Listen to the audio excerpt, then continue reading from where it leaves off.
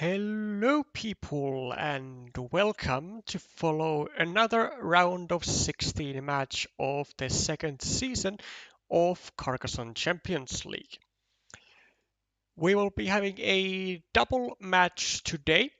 First we will be watching the match between the Catalonian VisitorQ going up against the Czech Republic player Posij118.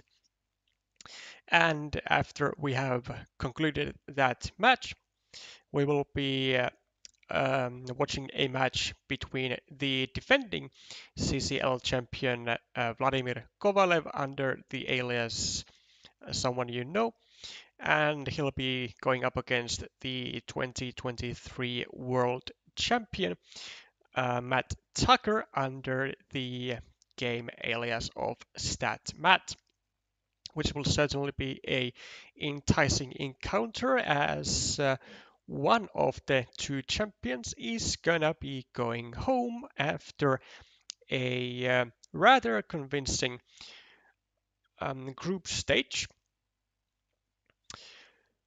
But first, before we get to that, we'll witness the match between Visitor and Posij. Now, Visitor finishing first in his group stage group with 4 wins and 1 loss. Posij coming in, I believe, second in his group with 3 wins and 2 losses, thus placing him in the top 24. And on previous round, you can also see that he beat the Hong Kong player East Hung and thus earned his place in the top 16, where another fierce opponent is waiting. Now, as everybody knows, as this is round of 16 and this is a single elimination bracket format, both players will be playing for a spot in the quarterfinals, and the other one will be going home.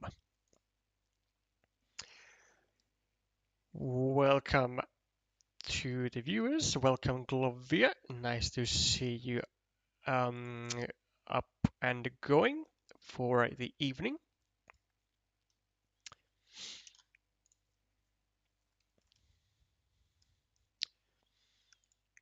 Shall see if the players have started their match already.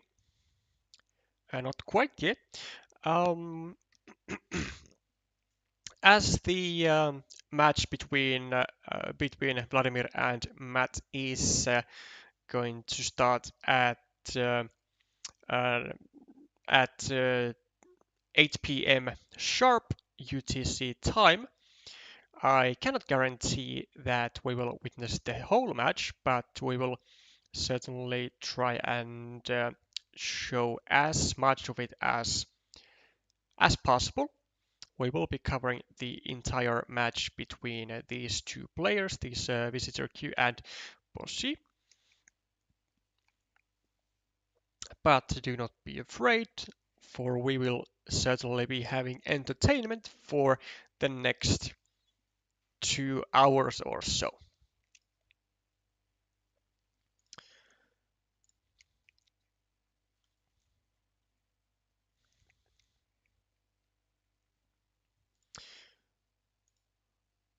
Also, unfortunately, I will not be doing a giveaway, unlike Alexa did last year, but you may nonetheless give your own opinions or guesses, whatever you want to call them, on who do you think will actually become the champion of the second edition of the CCL. Will it be the defending champion, Vladimir Kovalev, or will he not be able to defend his title and someone else gets crowned? For the field is certainly stacked with a lot of talented and incredible players.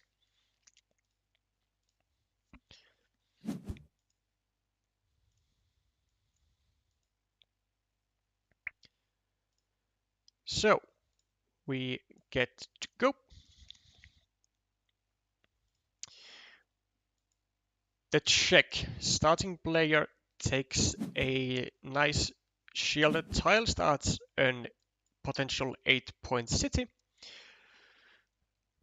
and the Catalonian response is the 2-point road with the road pointing up, restricting the city of the Czech immediately. Though there is a bit of a like a very small risk in a sense that even though placing the road upwards does leave the Czech player with less city caps to finish the city than it would had the northern side be left with a field. Most often when Posij finally gets the city cap or any city tile with a road, he'll be able to make use out of that road end, as he is right now. Finishes the 8-point road, and Meeples also the 2-point finishes the 8-point city, and Meeples also the 2-point road. Also, in the meanwhile, has been able to get the first monastery, another 2-point road going, and there is a bit of a dangerous spot over here where the Czech player has 2 meeples rather entangled with on this square, which Visitor is no doubt going to be restricting as much as humanly possible, likely looking to restrict it to a dagger, but also he might potentially try and just build a ruin here. So go here with like a triangle and then build over here, trapping these 2 meeples on the same square, but leaving himself with some room to build his ruin further. Posij adds 1 point to the monastery with a hefty, well, kind of hefty price, as Visitor gets one of the worst tiles available for the Czech player, finishes the road, starts a new city, and restricts the monastery of green to the 3 remaining daggers, which is why Posij does I have to say, an interesting decision. So he does restrict the square by himself, but he restricts the square to the 3 remaining starting tiles as well as the 2 remaining city crossroads. So there is now a great use for all city caps with a road on the right hand side for Posij at the moment, as he saves the square. And I would imagine he doesn't really have a choice. He's going to restrict the square even further, as it was way too dangerous to be left up for a visitor to actually complete the block with a city tile. So Posij will have to make use of the 2 remaining tiles that go into this square, potentially getting 4 extra points on the go as he finds that tile at some point, if he finds that.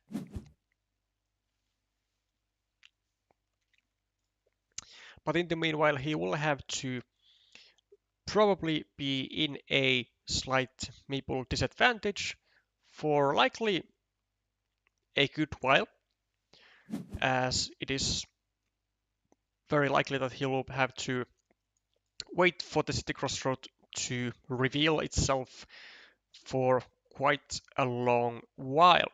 Now Visitor, with a decision, he could potentially actually go here, take the 4-point road, and indirectly finish his city, but instead just takes...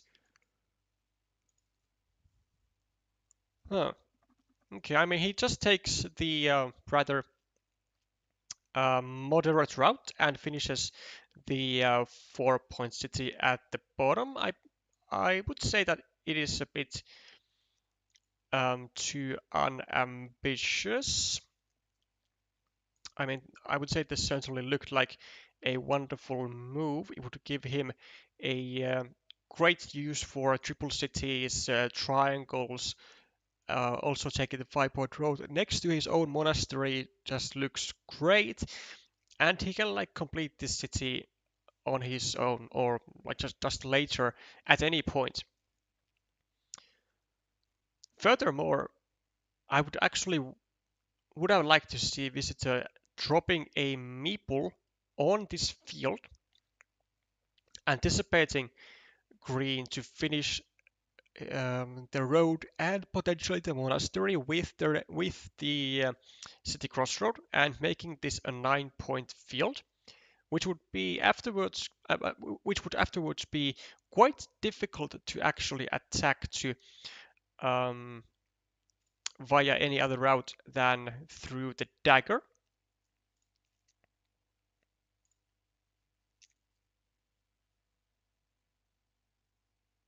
There was a 5-point spot with some control over Posij's road and value when Posij draws an umbrella.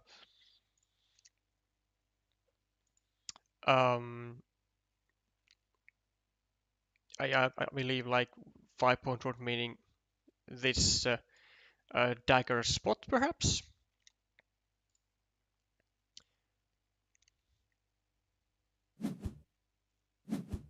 Oh, you're talking about the monastery placement for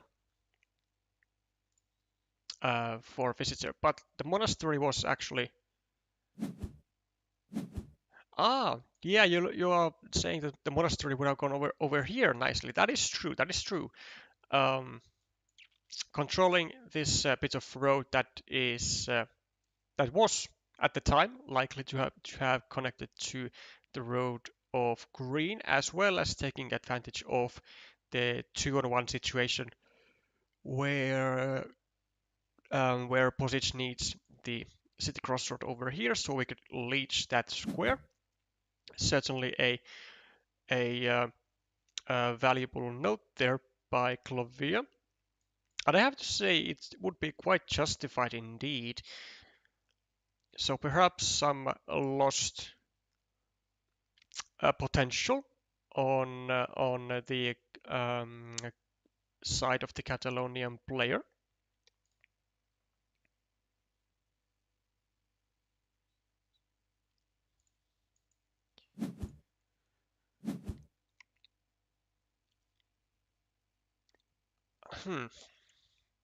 Okay, I'm not too sure about meepling the city here. I would actually be meepling the road if I were the player with the red meeples here, because there is now like multiple attacking spots to the city. Like you can go here with like a new city tile, or you can just grab this one, or even if Posij gets like another triangle or a triple city goes here, then you can still immediately attack from here afterwards.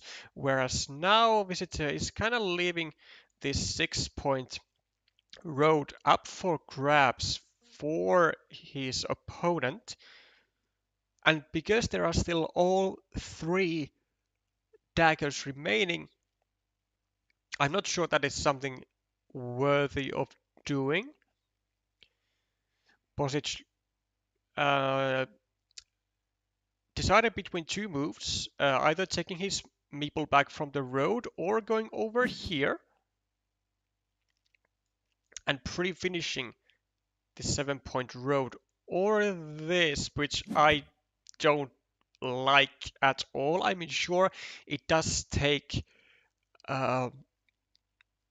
like a significant amount of city caps away from VisitorQ, from being able to immediately finish the city, but it still leaves all the three same daggers, which are just as well left for Posij. So, and you are passing up on a scoring tile, on a valuable scoring uh, tile, or like a valuable tile as it is, because you need it to multiple places. Like you really need it over here to get a meeple back. You need it over here to pre-finish the road, to actually incentivize your opponent to place a uh, to incentivize your opponent to place the dagger over here. But this is, I would see, as some lost value, because now if you're a visitor, I mean, you'd just be really looking for a curve to go over here and take this road yourself, or even the straight road over here wouldn't be that bad. I'm actually very surprised that this road has been left untouched there for as long as it has now.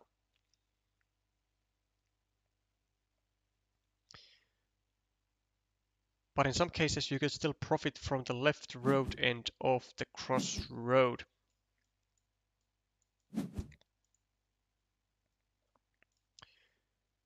Yeah, like from this one, yeah, that is true. Like exactly meepling the road and finishing it at some point. But like it's really marginal value for a road end, really, compared to the other possibilities. Posij with the final dagger with the left hand side curve, so all of these types of daggers are gone. There's still this road up for grabs, which I would find to be actually quite a good move. Or he can just start simply a new road, a new city somewhere, maybe over here. Simply starting a 4-point city is also not a bad option, but I mean, given these all three daggers still existing, I would say that this road carries so much value. Also, starting a new city over here isn't bad at all. It's not bad at all, because you would be making a blocking platform on the 4-point city of Visitor.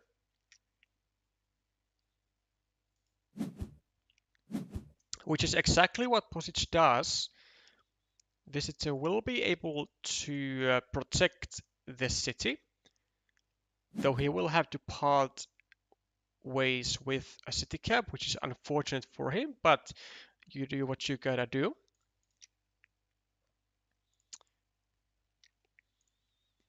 Keeping his city alive with all three daggers still in the deck is far too valuable to be passing up on that.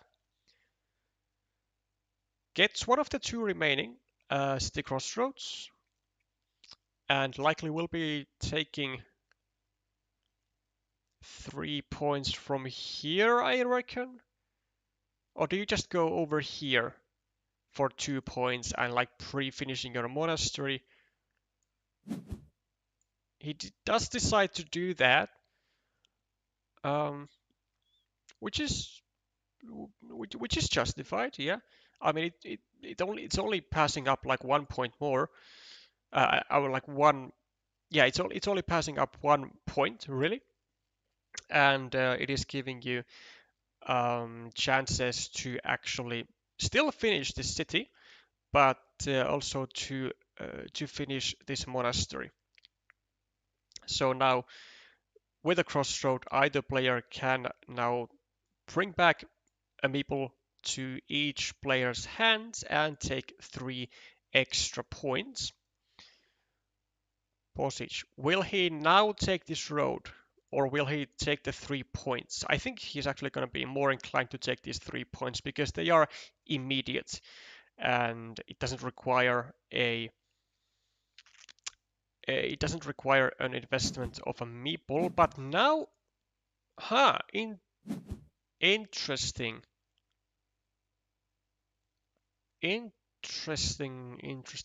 Okay. Well, I'm actually I am a bit surprised of this decision, as he decided not to take this road with so many other tiles. But now that he has a quick point tile and a spot to take 3 points without an investment of a meeple, now he decides to take the 7-point or the potential 7-point road.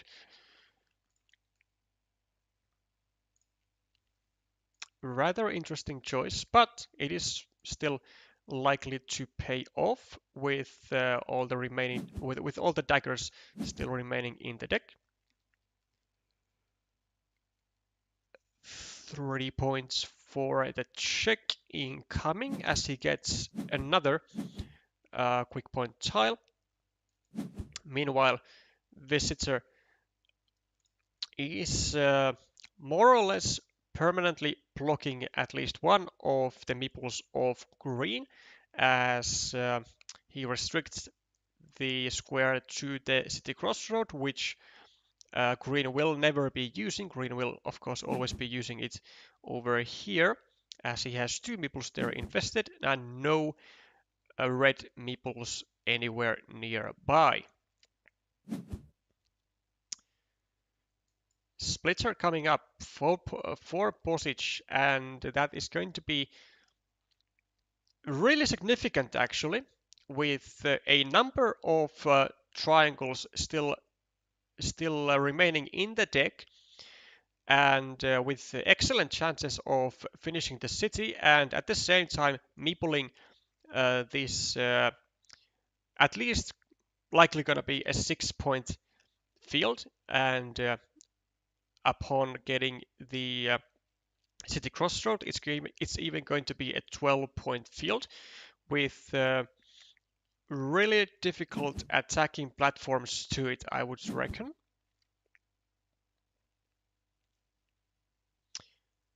Posij, I think he will pass up on these 4 points. I think he will just go here.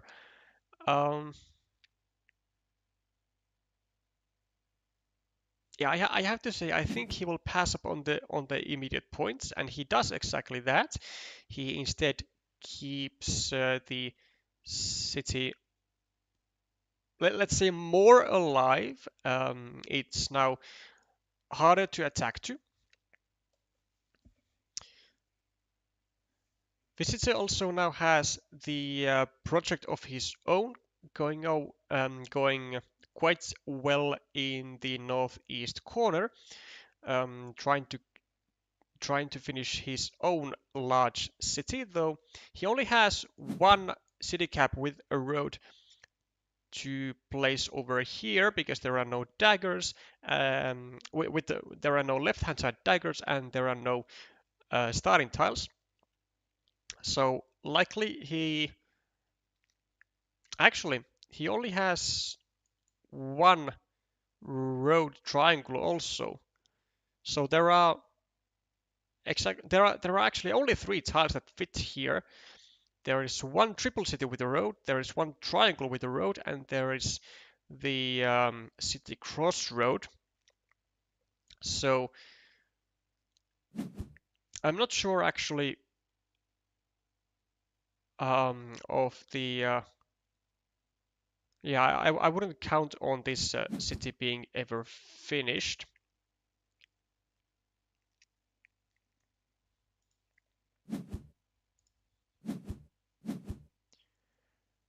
Hi there, Naple Mine.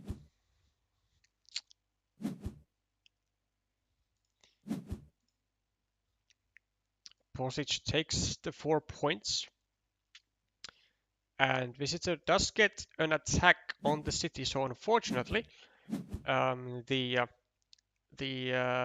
large-ish city of Green will not be finished, or likely it won't be finished, as there are no more dividers. Both 2 of them are gone.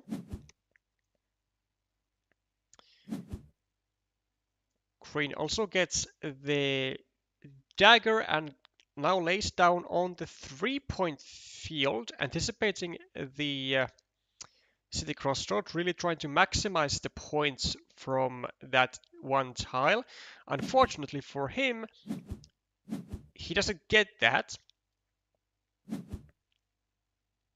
He does not get that, and these meeples and this field meeple will be trapped for the remainder of the game, but that's not such a huge deal as there's only 11 tiles left, and Posij seems to be in a great point lead on the board, on the scoreboard.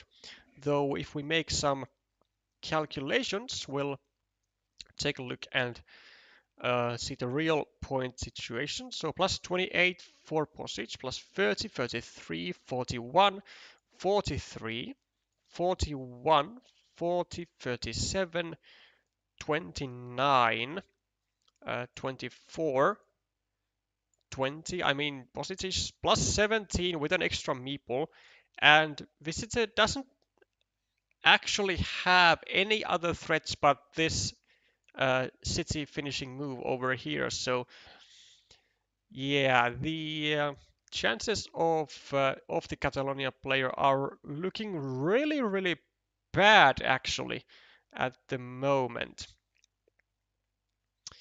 I'm not entirely sure what he can manage here. Like, of course, he's gonna need this 1, 2, 3, 4, 5, 6, 10-point move to come. But then, how does he conjure up the other points? Can he still attack this city? 1, 2, 3, 4, 6, 7, 8, 9, 10, 11, 12, 13, 14. He can still attack this city, and it can actually be completed, I think. It can most certainly be completed. So he can get a city cap here. He can connect with, could have connected potentially with a Dorito, and then finish the city cap and finish the city off with another city cap. But Posij very wisely blocks that possibility, and he's playing now the safe game as he knows that he's way ahead and has the meeple advantage, so he doesn't really have to be all that worried about the features of Visitor at the moment. He just needs to make sure that Visitor cannot make any like huge impact moves with some risk, such as this possibility was right there. And so now Posij is fully on the mode of being taking things cautiously for the remainder of the 9 tiles.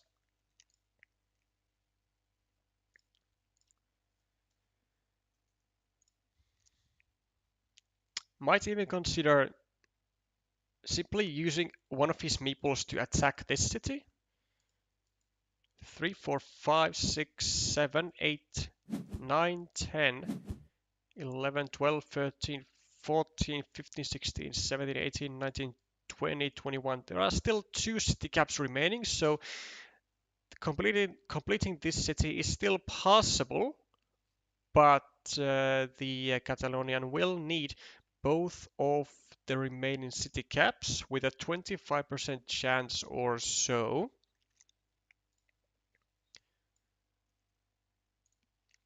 Meanwhile, Posij increases the lead by 6 points, so up to, I believe, some like 20-ish points. And because he left an empty city cap, Visitor decides to take care of that and prevent Posij from being able to make a 7-point move. Though I don't think Visitor actually had the luxury of doing that. I mean, I think he pretty much needs to trust needed to trust that he gets the 2 remaining city caps anyway, and just bank hard on this city.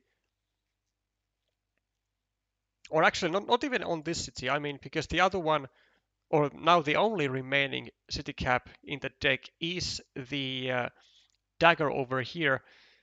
So yeah, maybe this was actually justified, because now he was able to then use or make use from both city caps quite nicely. Though I think it would also be somewhat justified just adding this extender over here.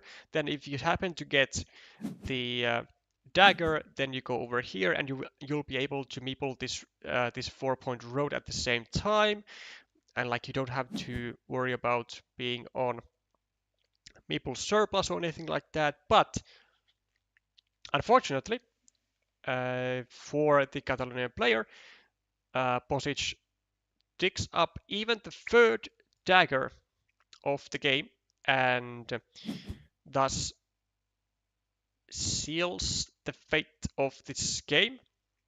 Or it was actually sealed much earlier than that, but let's say he places the final nails in the coffin. Visitor makes one last move of 6 points, and Posij will not be able to make use out of this monastery as he has no meeples, but that is no big deal for him. He should be winning by quite a point margin.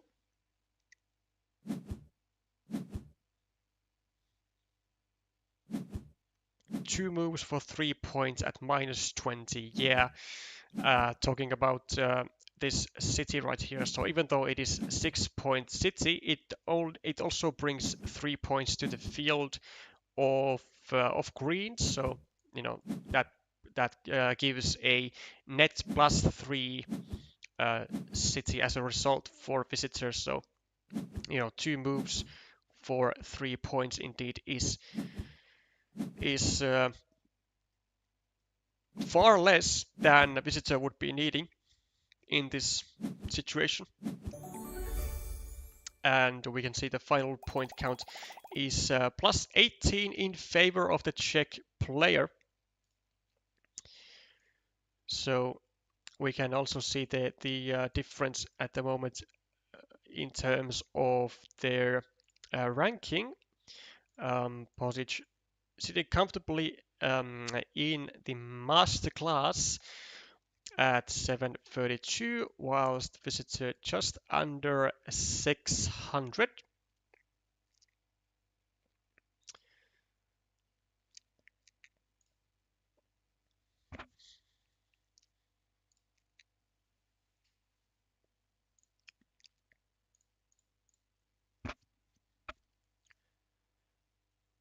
A little peek in the Netflix series.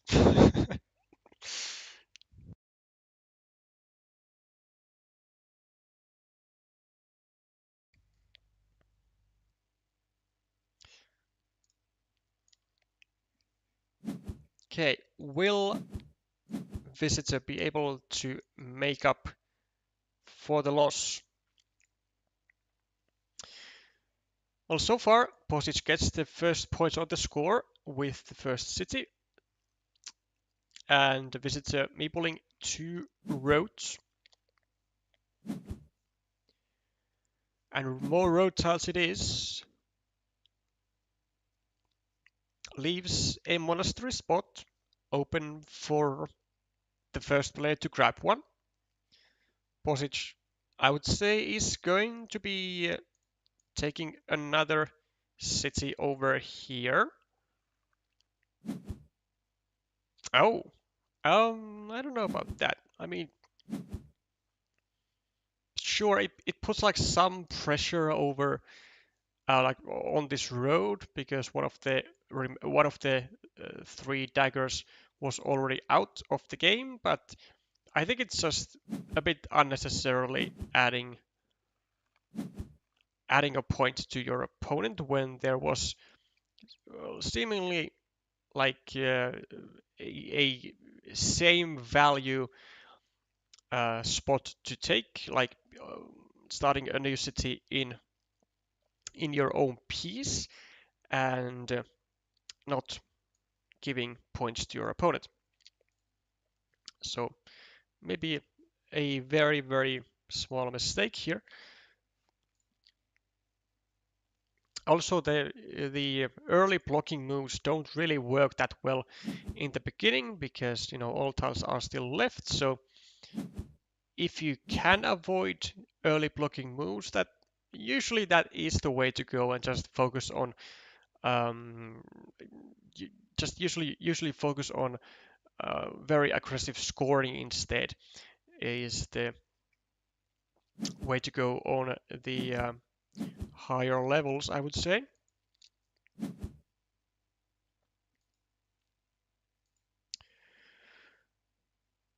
Starting tile for visitor. I wouldn't be surprised at all if he just goes over here and meeples the city. Would then be able to, with either two curves or with a crossroad and a curve, and nicely finish the whole route of his projects over here. And I'm curious, as Posij, I actually think he could go over here just to be like bit annoying with the road potential of visitor. This is also fine. I mean, it works. It works very much the same. And actually, it might be better. Actually, I think it is better. It is much better because while it has seemingly the same effect, it disrupts the roads.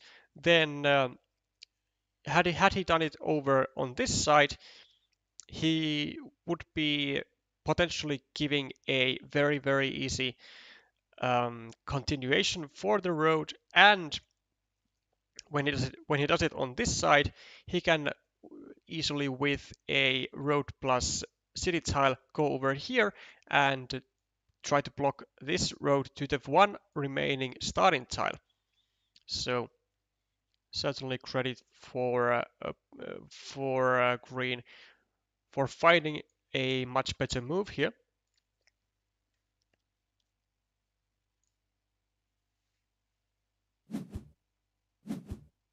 I guess Posij didn't like the prospect of a 6-point loop, referring to starting a city with a dagger over here and the visitor being able to potentially loop all the way over here.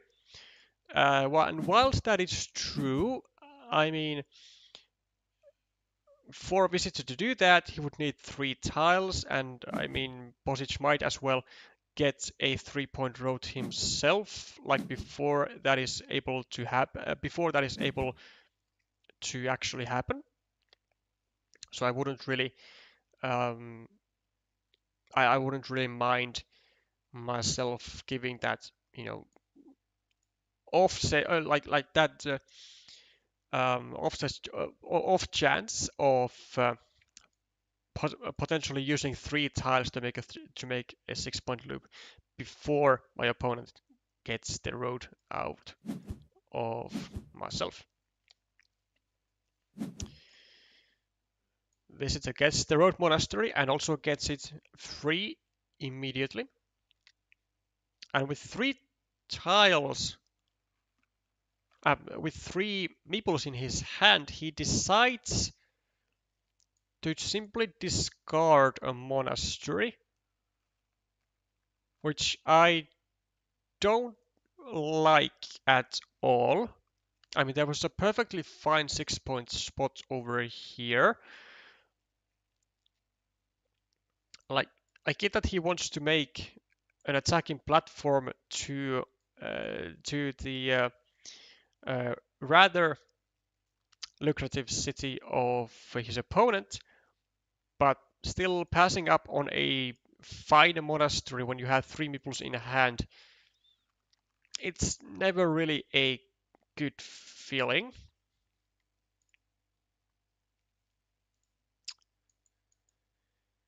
Posij really actually thinking now whether he should actually even connect, because Visitor might just as well have a curve in hand himself, or a crossroad to go over here and finish this road and just drop another meeple to overrun the road again. So, but like if you,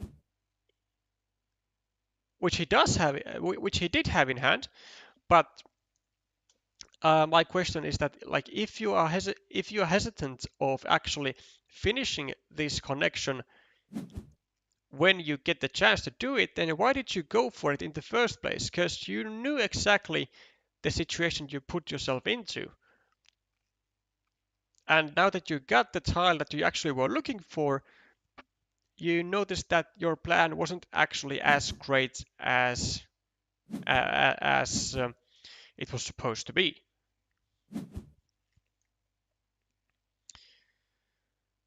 Well, now he can make the connection, because now there is less of a chance that Visitor will be overrunning the road again, but he doesn't do that. Instead, he prioritizes the completion of the city, which I can't really judge.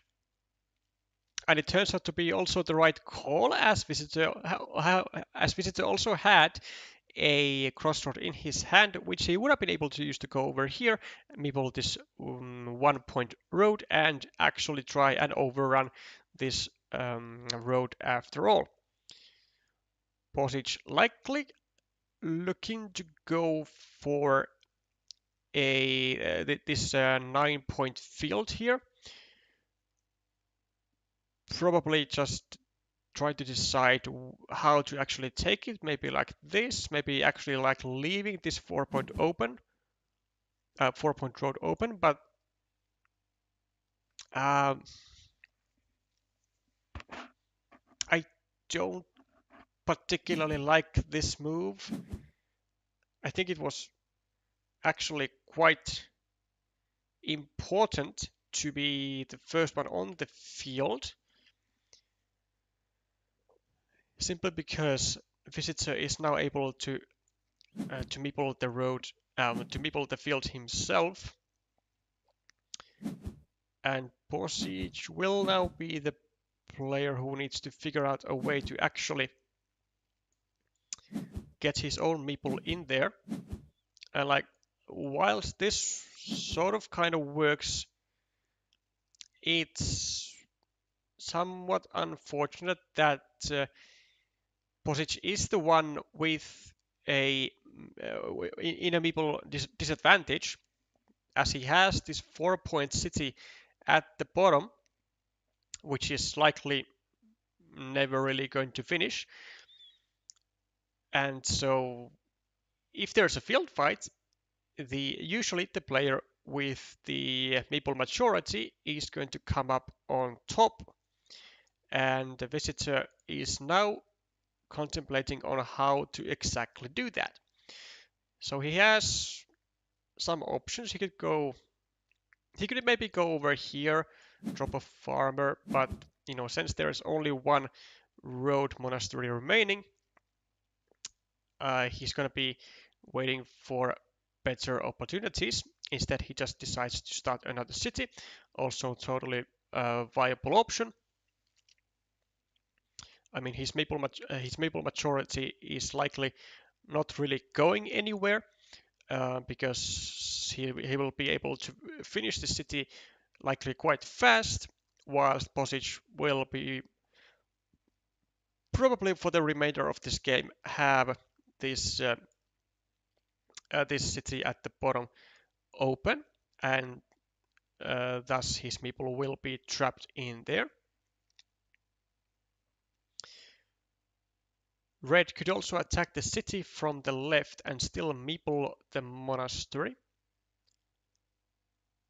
That is also true, so he could have gone over here and actually place a meeple on the monastery anyway. Yeah, that is also a doable option, but we'll never get to know whether that would have been worth it.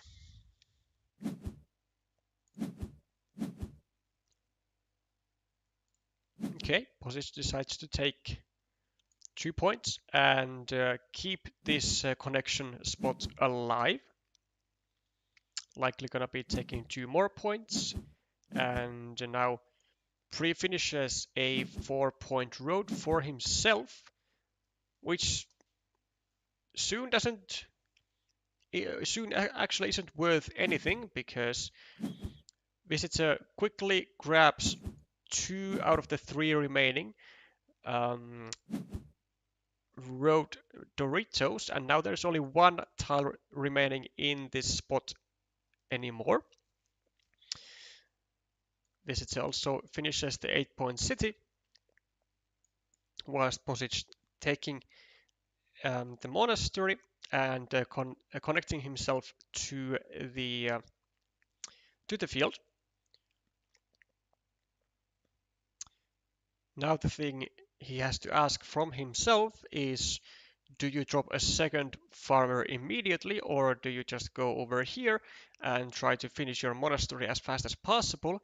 And I think he's going to pick the latter, and he's going to go over here at 1 point without a meeple on the city, and he's going to try to get 4 points from the city as well as finish the monastery as soon as possible. And this would actually also create another attacking platform to the field, so which will favor green, because if red goes over here on the most obvious attacking platform to the field, then green can go over here when he gets a road tile and place a farmer, and then thanks to the vanilla over here, he can then connect with just 1 field tile. And then suddenly this field is going to be actually pretty difficult to attack too. Though he decides to do none of that,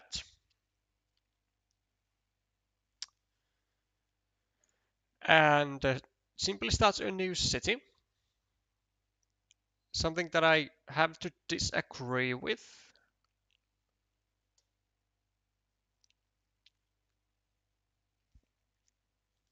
Even though it is starting a city in a safe place, I mean, this monastery can still get in trouble actually. But it doesn't, as this was likely the idea that Green had in mind the whole time. He didn't want to lose this monastery spot, which was indeed quite juicy. And what do you know, the plan entirely works out just as he intended it to.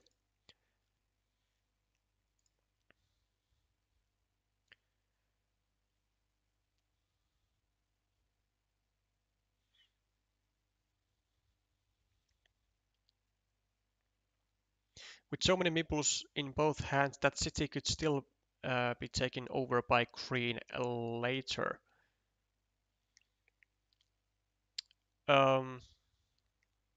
So, assuming this one,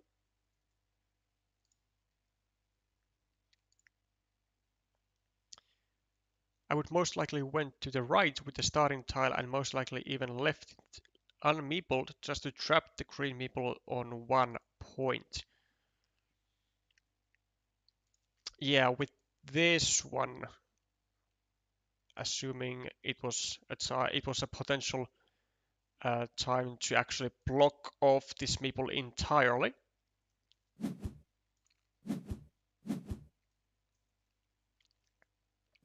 But we'll get to see if visitor has to pay for that.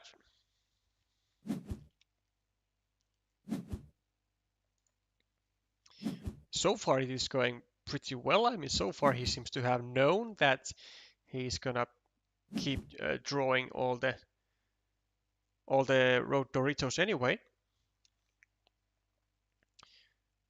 Okay, Posij, do you now go? Actually, do you go over here, or do you just go over here, leaving another monastery spot? 1, 2, 3, 4, 5, 6. I mean, there are still plenty of triple cities and triangles, so I mean, going over here isn't actually bad at all. And then it would give another attacking platform to the field via this bottom city. I mean, it's still 12 points. Question is, does Posij need that field? He's plus 10, plus 17, 21, 22, 24, 18, 11, 10. He's minus 2 at the moment, or well, technically only 7 on the top side.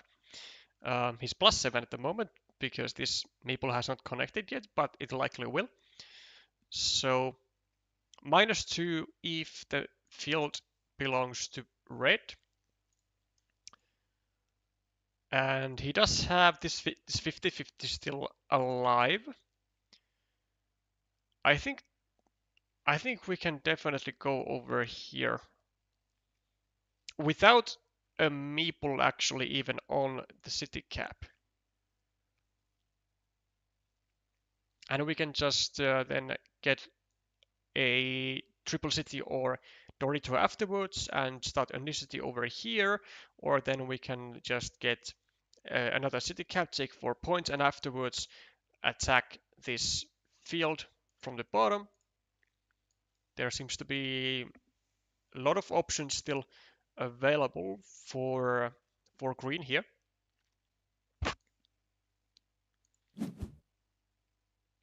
Oh, that seems like such a massive waste of a tile. Though, I mean, okay, there are, like I said, there are a lot of triangles and triple cities left, but like it looks like Posij is trying to go for the actual completion of this city. But with 17 tiles remaining, and this requiring like 4 very minimum, and he has two meeples left. This seems like a massive waste of a tile, and I don't really see this being a good plan.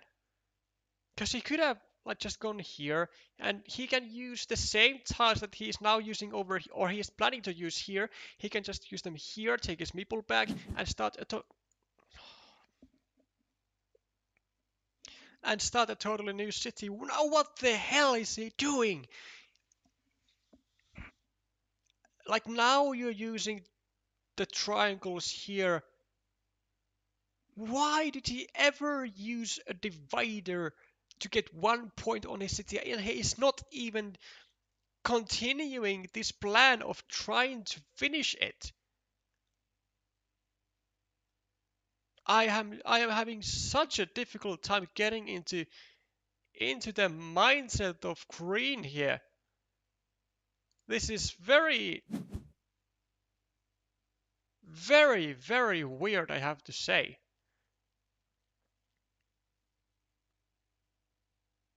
I can't really grasp the entire idea of green here. Like, what's your end goal? Is it like just not allowing this extra 1 city cap on the field. Like, I can somewhat see that, but I mean, because like this move looks like he wants to make that attacking platform to the field, but he just didn't want to make it with by adding potential cities to the field. I don't know, man. Like this is just weird.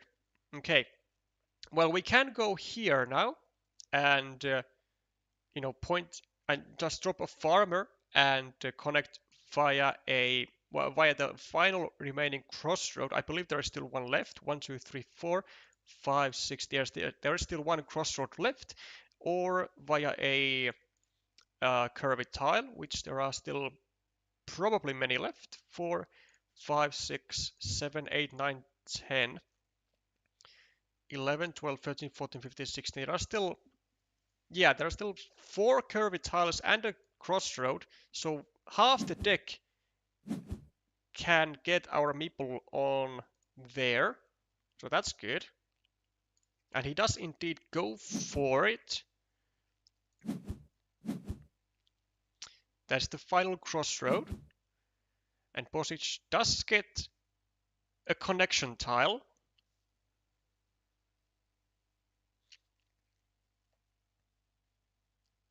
Which, yeah, he's gonna go for.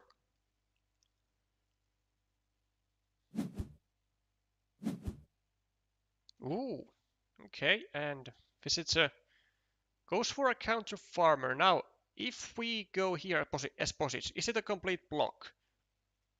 You know what? I think this meeple here might be really, really bad for Visitor.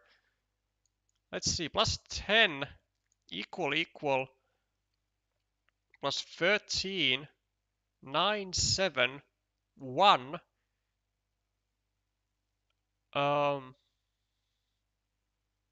minus 5. So actually he doesn't actually need this field. He was just minus 5. And are there even any tiles to go there? I mean, obviously there was 1, 2, 3, 4. I think there is still 1 filled triangle. 1, 2, 3. No, there isn't. No, there isn't. And there are no dividers. 1, 2. Actually, there's nothing to go here. And nothing to go here. So this meeple is blocked. And so this could have just cost Visitor the entire game. Because he is now. Actually, they are now dead equal. But Visitor could still have an extra meeple. It's gonna come down to at least who gets the final road Dorito. Because that's going to net Posij actually 13 points. So that's definitely gonna be game if Posij gets that. So Visitor has to bank on getting that tile at least. And he does get 4 extras. So he's now at plus 4.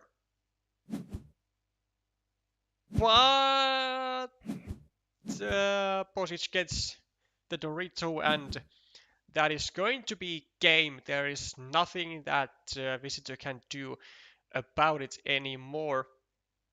He can only take this 6-point ruin over here. So let's take a little while to think. Like, so he's plus 4. He's not plus. He is now minus 9. This for minus 3. And he actually added a point to to green with this tile, so that's actually like only -2, so he would be -2 with one more tile to go for both players, but I don't think that would be enough actually, because Posij will take a 4-point road over here, or over here, just a technicality question. And yeah, for Visitor there would have been just a 3-point move to be made with an extra meeple. So I think he would have still lost by 3 points. But I think this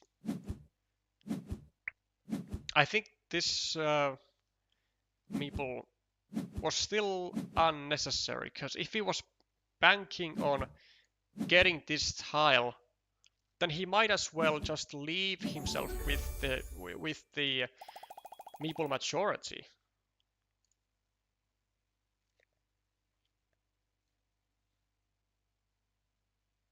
Because he only really had one tile to connect to this field. The one tile being the Dorito. Because with almost any tile, this spot would have been was getting blocked. The only tile that was not able to do it was, I think, this one dagger and actually the one straight road. But otherwise, okay, now that I think about it, there were tiles that were not able to block it. But the thing is that Visitor only had 2 tiles to connect anyway, from which one could be taken away immediately by blocking this side. So I do think that this was unnecessary. Well, if you could also think of it like this, like he's banking, or he's trying to bank on getting the road Dorito, but if he doesn't get the road Dorito, then he's banking on getting the connection tile over here or over here. But the issue is that it's only a 10-point move with this, with this field Dorito, because he's adding 2 points to Posij, and so it's not actually as valuable as the road Dorito.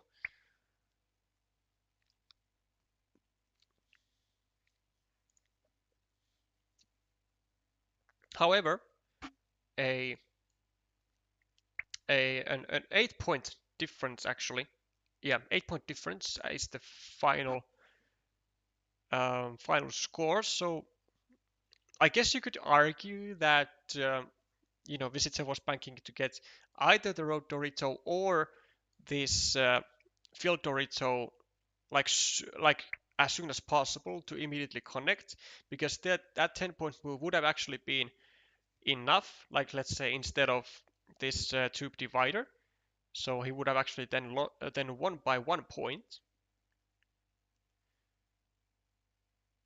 So it did kind of give him better chances to win,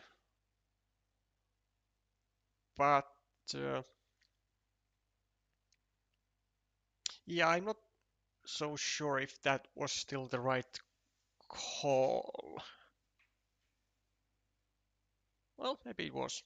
Maybe it was. It's debatable. Yeah, horse as well was one of the tiles which was not which didn't, or which would not work for Posij to block this connection straight away. Well, I have actually forgotten about updating the score, but we'll make that very quickly pleasing for you also. That is a 2-0 win for the Czechian Posij118, and the Catalonian will have to bite the dust and go home. And with that said, we will be switching to the second match of the evening, which is someone you know.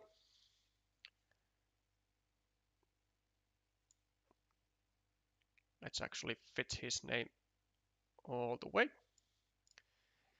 And he'll be going up against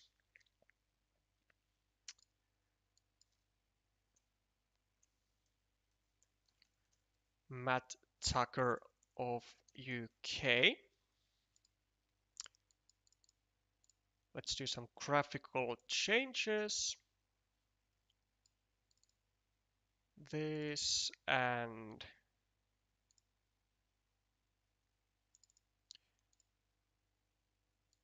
then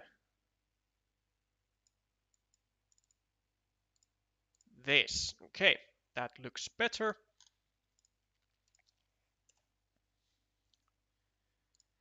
And we will get to the, god damn it,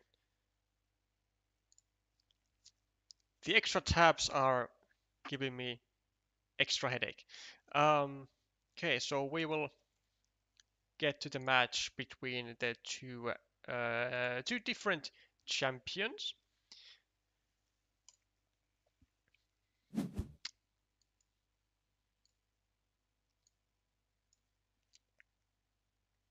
One of which is gonna go home today. So, Vladimir as the starting player, also with the starting point it seems, takes the first 4 points, Matt having taken a road, as well as Vladimir, and then Matt starting a new city. Already 3 starting tiles out of the game, and I'm gonna have to sip some water.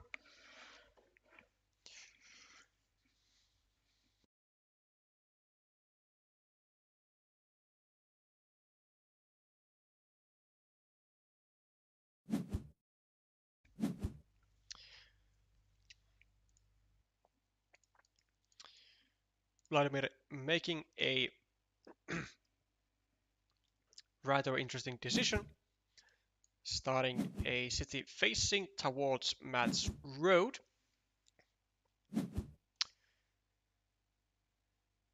And Matt kind of trying to return the favor by trying to make the life quite or significantly harder for Vladimir's roads, threatening to restrict the road to the final remaining starting tile, but that is swiftly prevented by Vladimir himself. And I would assume Matt is going to go over here, trying to unify these roads before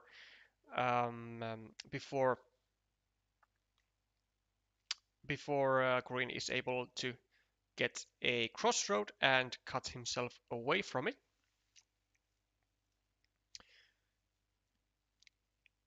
Also, starting a new city is like not a bad idea.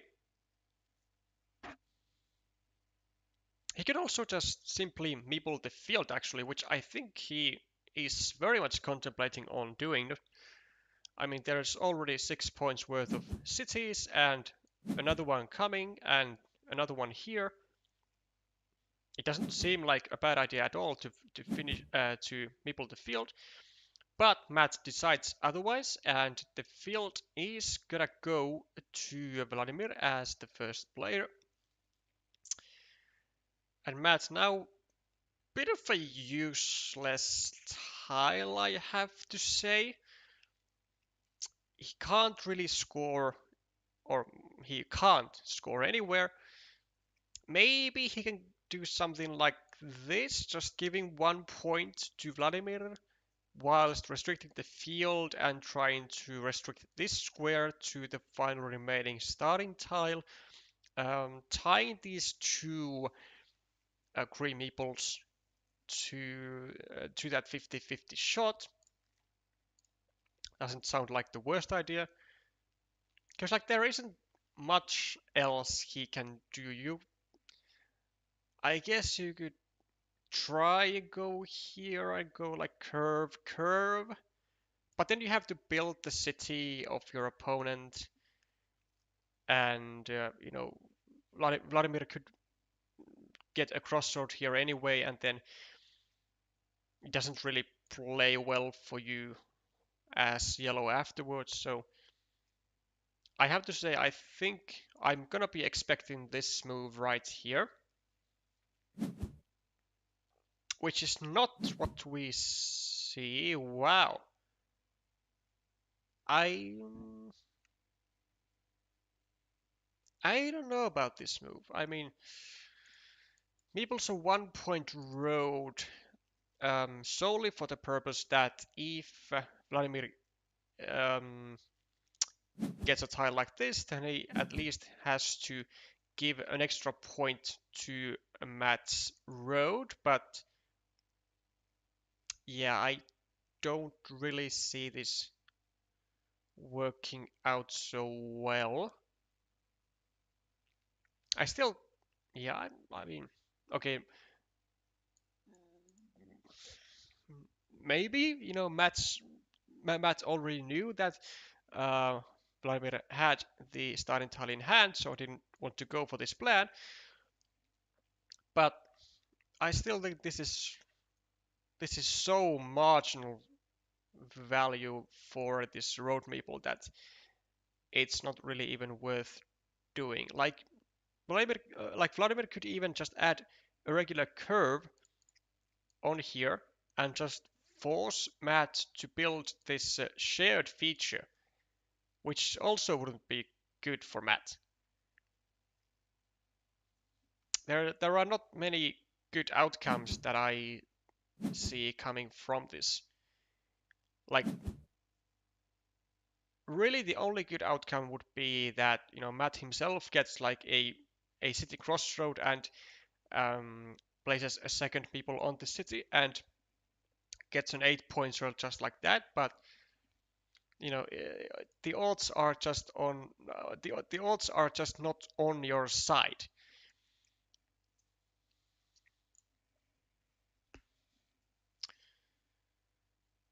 Vladimir probably gonna be going actually over here, starting a new city, and indirectly continuing the previous city he has, making sure that he has a wonderful use for a future triple city or for a triangle, whilst also having continued use for extenders and future city caps.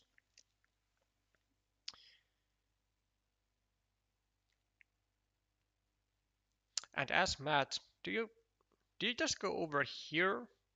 Do you go over here maybe, trying to like pre-block this city? No, that's not the way Matt wants to do it. Likely looking to tie all these cities together, or restricting this square to the two remaining daggers, tying up this monastery and the city. But I don't think he's going to do it with this tile, since it has a shield. It's really annoying and just generally seems wrong to use shields, to use shielded tiles on your opponent's features, and he indeed does not do it. Vladimir gets rid of the shared feature project, and now Matt is the only one left pondering what to do with this meeple. And what he's looking to do with this meeple is he's looking to get a horse tile or a triple city with a road, and preferably one without a shield, of course.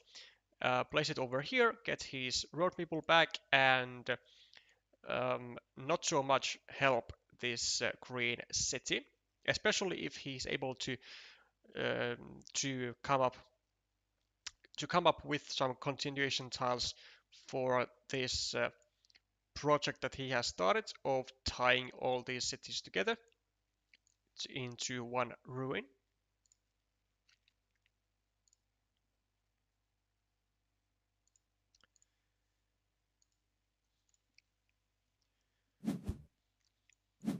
A new monastery for Vladimir here. And Matt, now with the second dagger of its kind, and that is now even more so calling of trying to restrict this square to to the one remaining dagger, which is likely not gonna happen. I think Vladimir will like instantly go over here. Yep. To prevent exactly this stuff from happening. But instead, Matt will now be looking to unify these cities together. And he is looking to restrict this square either to a dagger or to a starting tile, I would have to say. And that is exactly what happens here.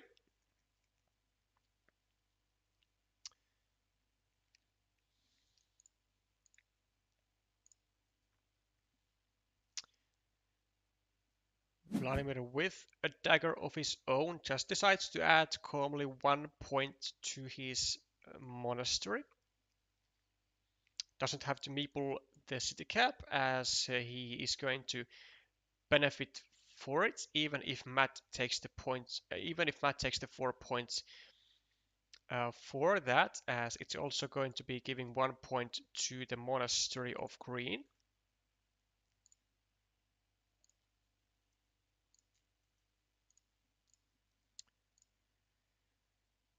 So, do we go over here? Yes, we do, says Matt. And now, as Vladimir, do you kind of release this yellow meeple from trouble and try and keep some sort of chances alive for completing this city, or do you do nothing? He goes for the plan of letting this road meeple off the hook, and it does seem to be working quite well, and Matt will be getting issues of his own now. He will be going over here, but the thing is that it's actually very likely that that Vladimir will be able to save the city, because there are just so many road tiles remaining. It doesn't actually matter what road tile he gets, unless it is the quad crossroad. He will be able to get some sort of safety here, either in the form of leaving this to a filled triangle, or maybe to a triple city with a field. Oh, but he just gets exactly the tile he doesn't want to see. And do we see the block? Do we see the block of the city coming from Matt? We do not quite. But does he go for this? With only one starting tile, only one dagger, and 2 city crossroads. Will you sacrifice 2 points? Or will you try and actually complete this block on your next turn and hope that Vladimir doesn't draw any tile to save himself. Now that is the question. Which way are you willing to do? Because both ways actually leave 4 tiles for Vladimir to actually complete the city. But I would argue that if you do not go here now, then it's more likely that Vladimir will actually end up with a completed city, because this square is just actually really that simple to save.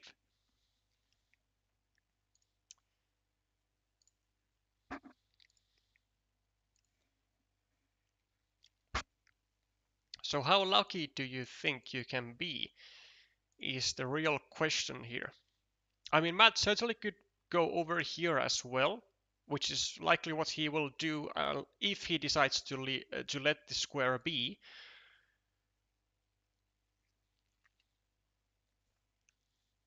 But this is a real problem and real decision here. Maybe the key decision of the game.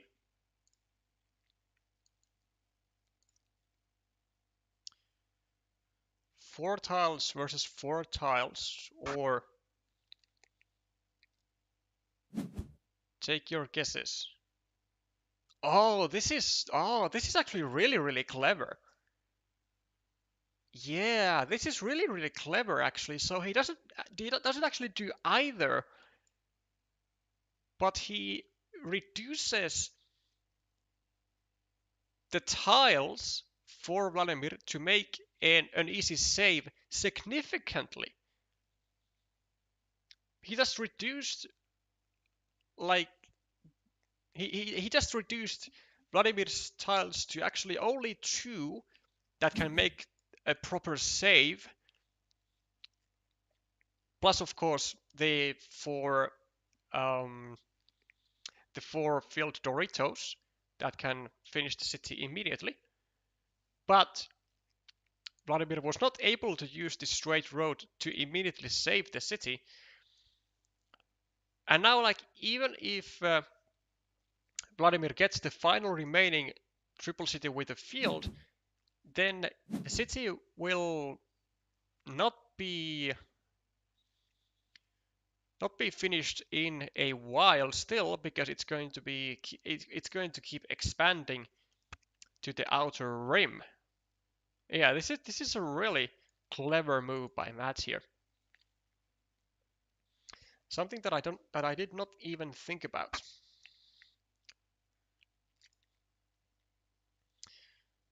So instead of being able to make the save, Vladimir decides to kind of return to favor and make a blocking platform on the city of Matt instead. Matt gets the save immediately. Also meeples the monastery, very likely to finish the city at some point. Also going to be dropping likely a 9-point farmer, or well 6 at least, when that city becomes completed.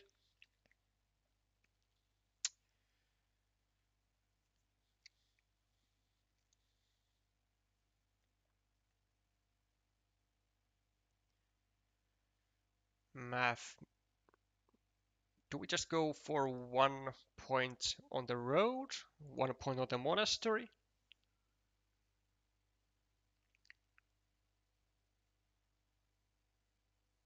Do we... Okay, 1 point like this, that's also fine. Yeah, that's totally fine.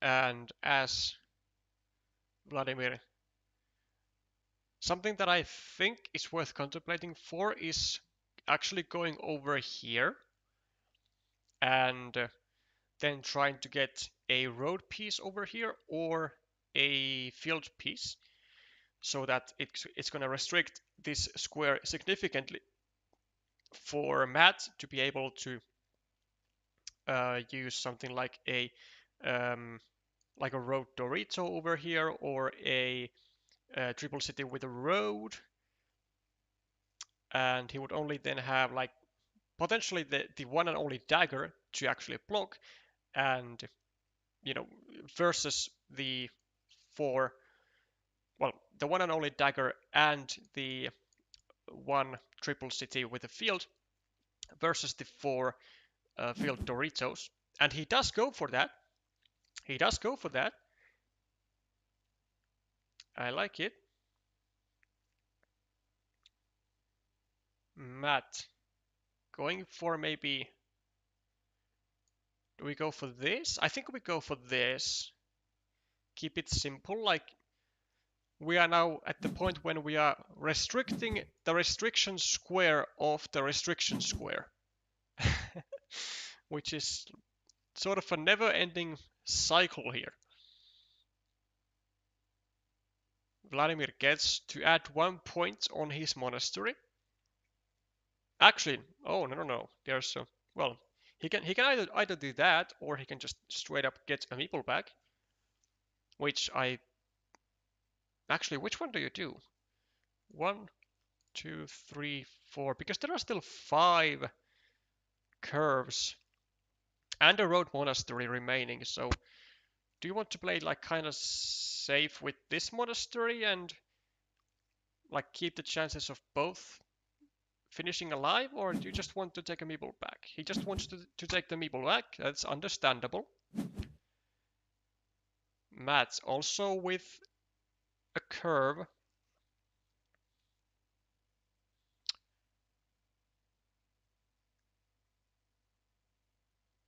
What do we do with it?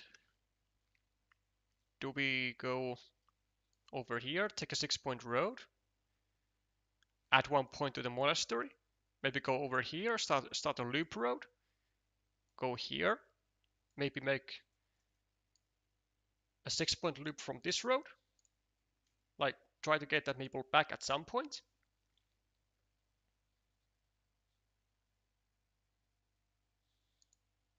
Oh, that's right. Yeah, that is correct. Actually, there are no road Doritos left. Ah, because I missed this one. So all 5 road Doritos are actually out of the game. So the only blocking tiles that work for Matt are, I would actually say that a triple city with a road works as a blocking tile in this situation. So 3 of those, and then there are 2 city crossroads, and then this one of the daggers. So still 6 tiles, which could now be limited to just 2, or technically 3. Well, actually not even just technically, but 2, 3. Matt, I have to say Matt is gonna go over here. I don't think he's gonna be waiting. I don't think he's gonna be waiting, and this might be precisely the reason, and likely it is exactly the reason why Vladimir did not go over here and did not restrict the amount of tiles that Matt can use over here to only 2, because then if Matt gets this triple city and adds it over here, then Vladimir will not be able to expand the city anymore, whereas now he still has chances to get a triple city with a road and get 6 additional points, and maybe even in some scenario complete the city. But a very, very timely triple city add for Matt, as Vladimir just happened to have the field triangle in his hand. Matt gonna be going over here to make sure that this ruin will never be grown anymore at all.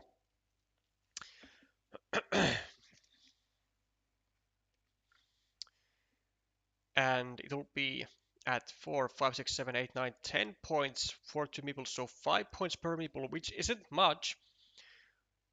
And it must be a massive sigh of relief for Matt to have been able to actually go and execute this plan as he saw fit and as it did end up paying off.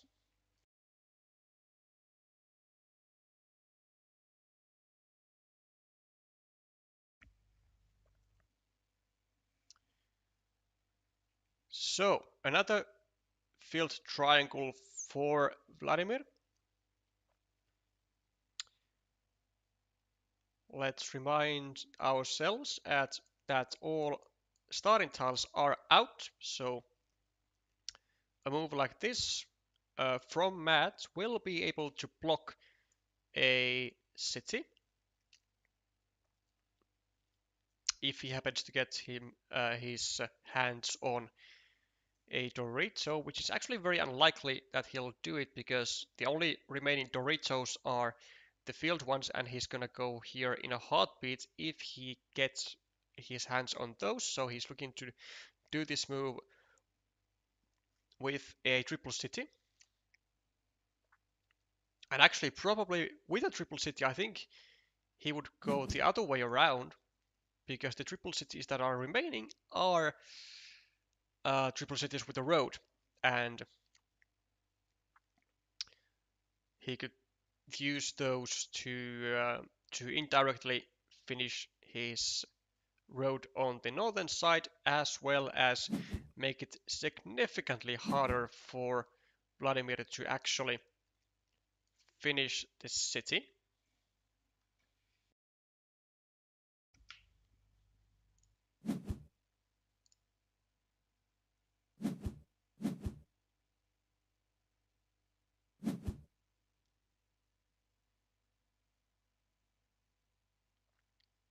I would consider that straight a misstep from by Vladimir.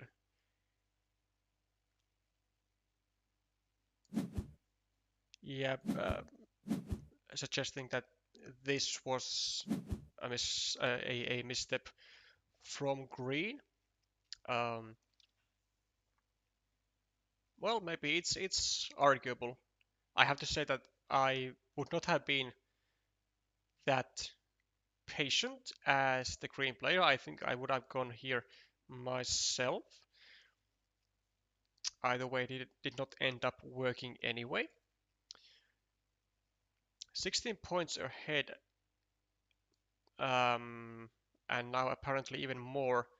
I mean, the scoreboard is definitely looking great for green. So plus 20, plus 30, plus 39, 37, 30, 23, 31,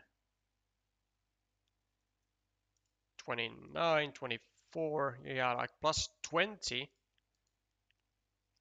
Yeah, plus 20 for green is certainly something that he can be quite safe with his choices, although Matt does have some threats over here. He can get the people back from this from here, also from here. He can finish this city over here, and this city over here. He can even get a second monastery. I mean, Matt does have a lot of options to score still, so we definitely should not be counting him out just yet. Two crossroads still remaining, as well as I think 2 Doritos. Yeah, 2 Doritos with field.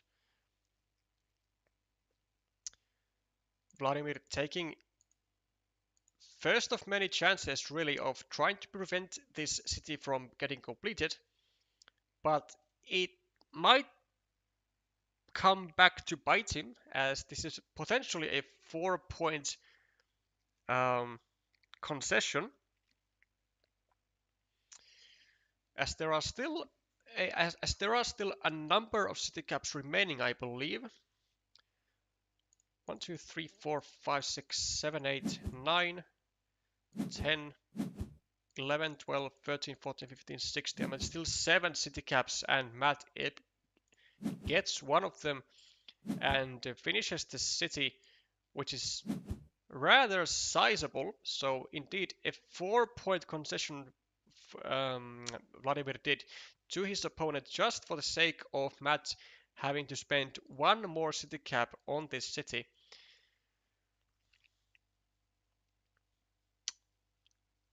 And now things are actually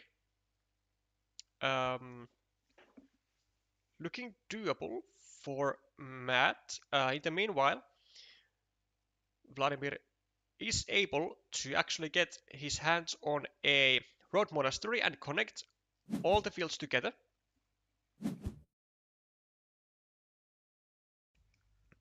And also drops even a third farmer to get a guarantee on of the security of this field.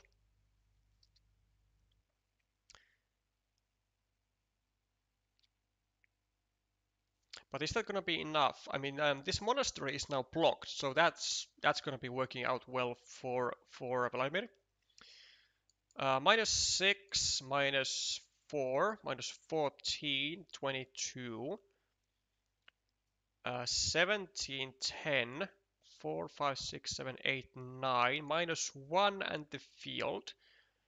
1, 2, 3, 4, 5. So +16 for Vladimir with one less meeple.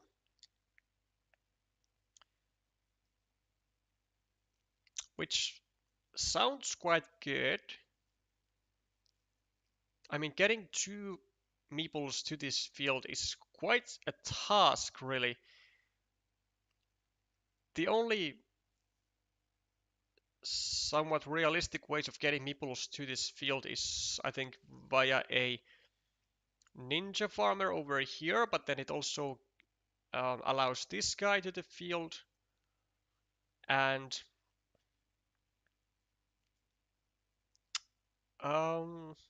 where else? Well, not really anywhere else. I mean, then you're gonna have to either like really conjure up some new platforms to get to the field, or you're gonna have to take some massive risk in, I don't know, trying to get to the field from here with via curve or something, which would be like really courageous.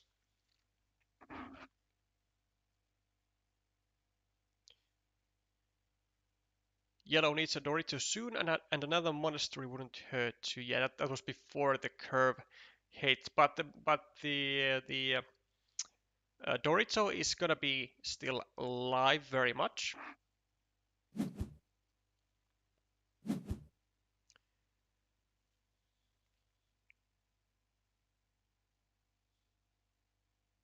Only one crossroad left, so green's third farmer could be blocked rather easily. That is also true, and probably something worthy of consideration for Matt, but a crossroad would also give a meeple back to Matt, which might not be that bad.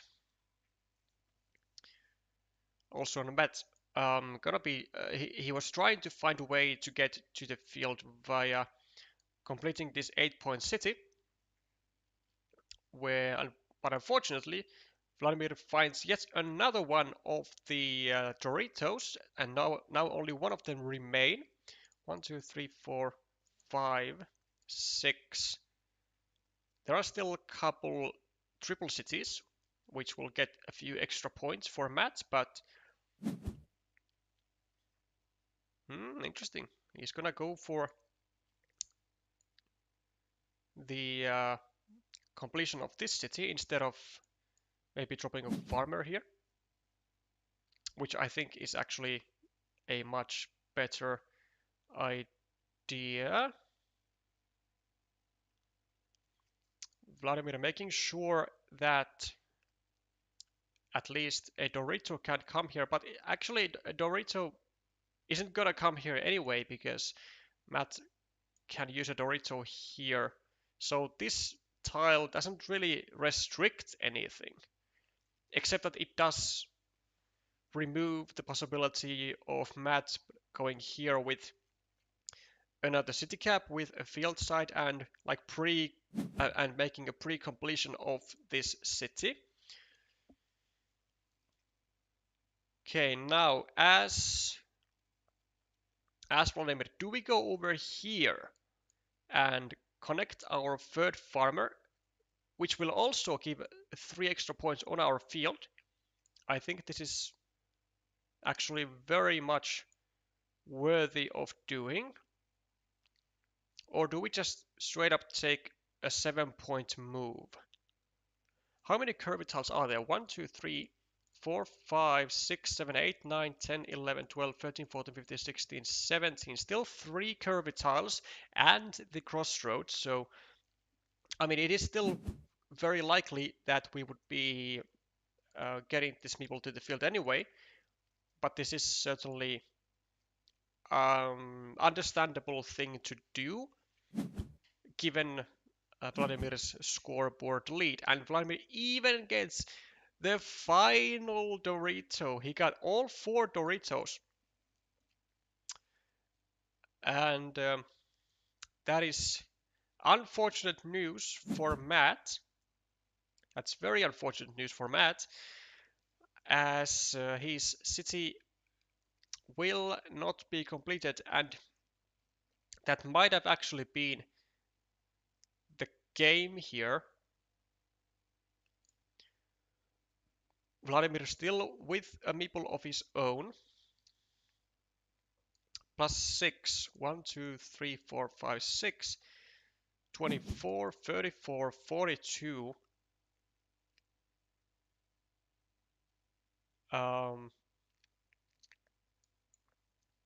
37, 30,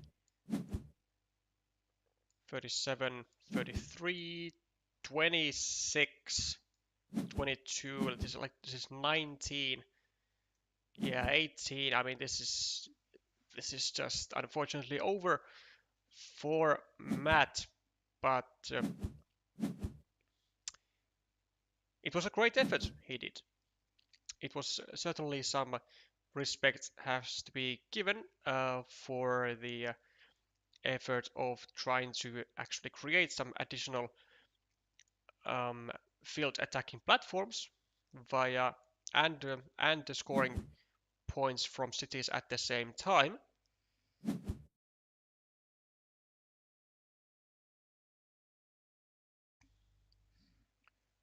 Vladimir contemplating if he has to still block this city, and I think he does.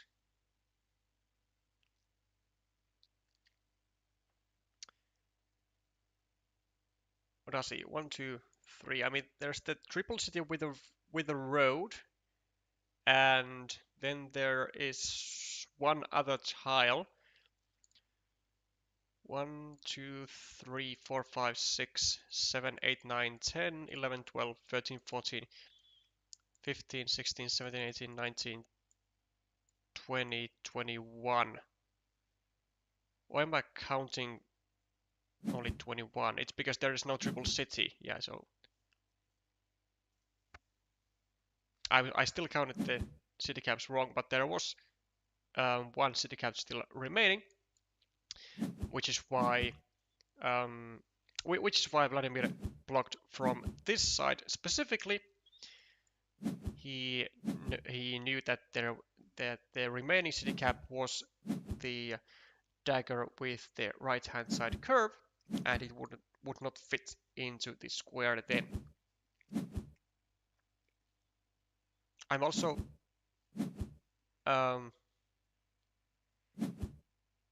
not understanding really the final meeple placement of Matt. I mean, if you are expecting your city to finish and get 3 points for it, then It doesn't really make sense to drop a farmer here. Like you can just drop a farmer when you finish the city, and now you missed out on 5 extra points. Not that it really matters in terms of the final outcome here, but you know, if you want to make accurate moves, then there is always something more accurate to do.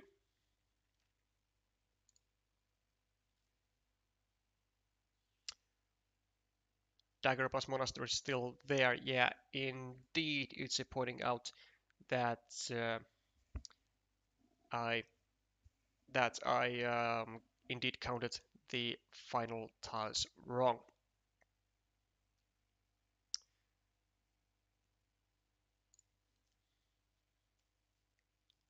Also, it seems that we have a little servers of maintenance. So, not sure if our players here are exactly able to start a new game. It looks like they are not.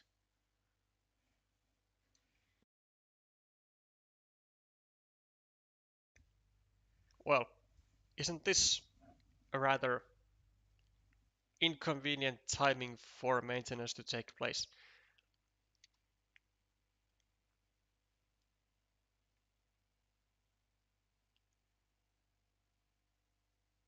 Straight by Vladimir prevents Matt putting a cap there to wait for the horse. That would also be true. So Vladimir could have even like pre-blocked the city of Matt by placing a road tile there even before the triple city was placed to Matt's city at the bottom left.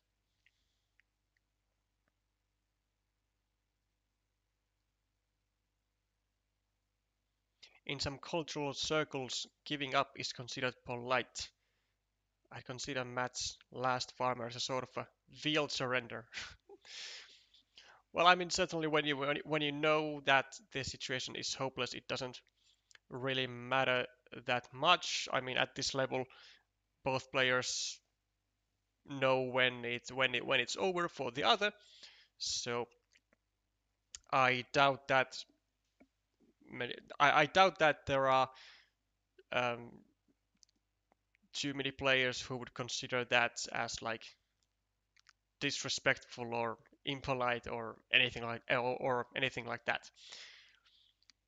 Or it can also be said that maybe it's just brave trying to use your brave power for like just future games.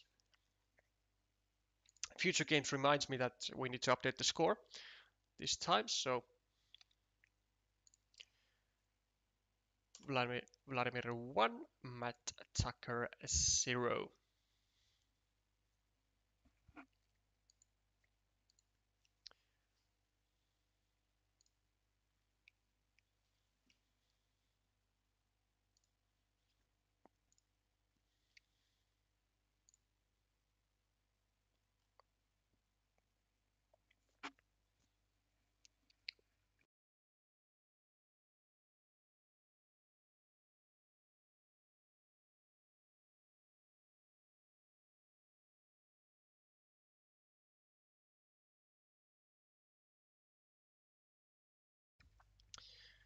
Okay, and it seems that the tables are back live again. So potentially the final game of the evening is at hand.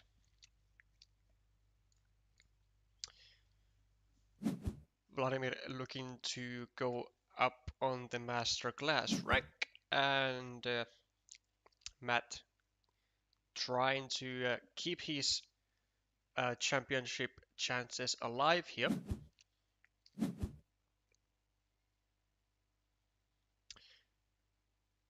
With a 3-point road,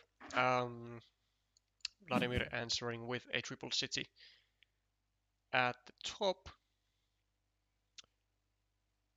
And honestly, I would say that, I mean, is this even a good move? Not necessarily even. I mean, like it's the intuitive move, but I I mean, you could also just consider starting a new city calmly over here, and you know, just wait and try and get a better tile to do any blocking here. But you know, when you are trying to block this meeple anyway, I mean, it doesn't really matter when you start doing so. Maybe like the earlier the better, but you know, I think this is definitely not the only move you could consider doing with the dagger. With the starting tile, I definitely don't think that Vladimir will be taking the points from the city. He is still looking to make the full block on it, and unfortunately is unsuccessful. But only 2 tiles remain here, and for Matt it will most likely take a long time before he finds one or the other of those. Perfectly fine monastery spot over here or over here. Yeah, this one does have like another monastery spot open next to it, and it actually very conveniently takes into account that there was only one available road end on the board, and which is likely why Vladimir chose this spot over the others, and it does pay dividends immediately, as Matt is not able to simply grab 2 points with the quad crossroad, but has to start a new loop.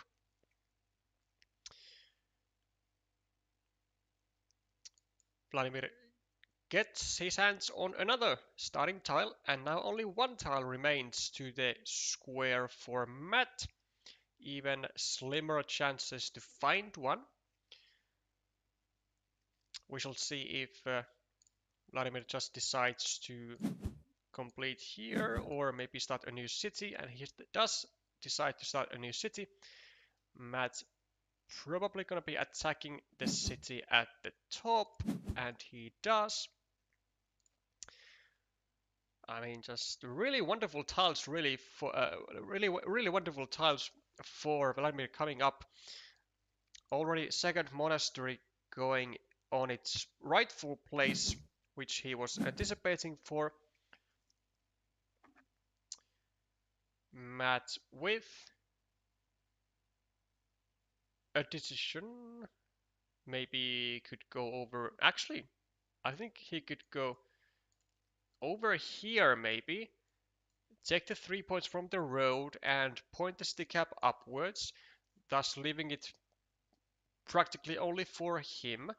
Because if Vladimir then takes the 4 points, or if Matt takes the 4 points later, then it creates a blocking possibility on these 2 monasteries to the final remaining starting tile. And that would certainly be very welcomed from Matt's perspective. Also something like just taking these 2 points over here and pre-finishing your loop isn't bad at all. Maybe if you want to be really wild, then something like this and attacking the city with the second meeple, but usually that is very very rare to see in high level games, like 2 meeples attacking to 1 city from both sides. We almost see that going, but not quite. Still going for the more traditional moves, finishing the 4-point road of Matt, and also taking up another 4-point road. But now he does kinda pay the price for it, because he now doesn't have any great spot to use this this tube divider too. So do we do something like maybe this, meeple this city cap? Because we really don't even have many places to place it to. I mean, I think this is the one that we will see. Because like this is, I'd say, pretty useless.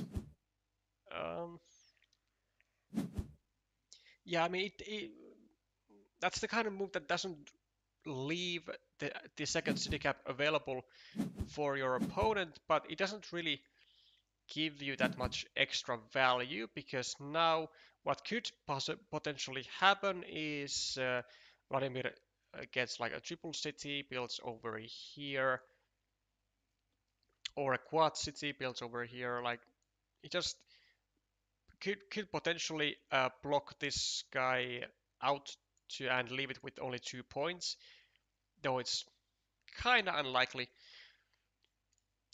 But there are some consequences that could happen for sure.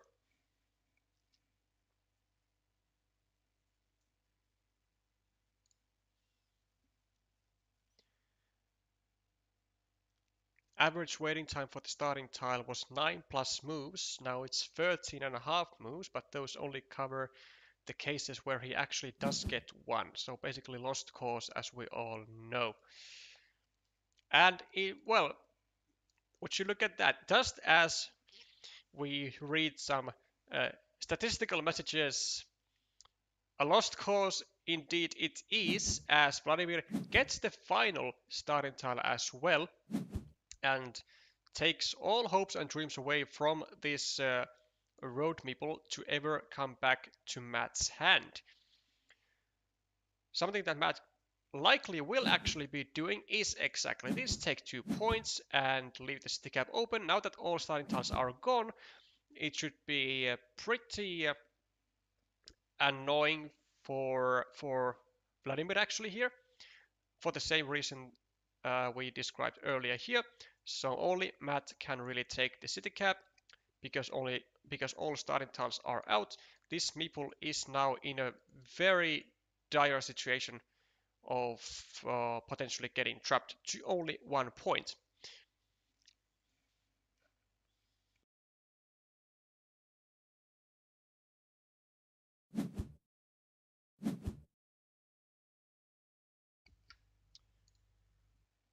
Something different though is in the mind of the in the mind of Green here, as he decides to add another meeple to the city fight, and likely assuming that he's going to be building up a ruin, though not necessarily. It can still very well be finished, but you know, being the shape that it is, it requires very specific tiles in a very specific order, and it's likely going to end up being just a simple ruin. Matt starting a longest road, and a ruin it is going to be for Vladimir, or let's say a likely ruin.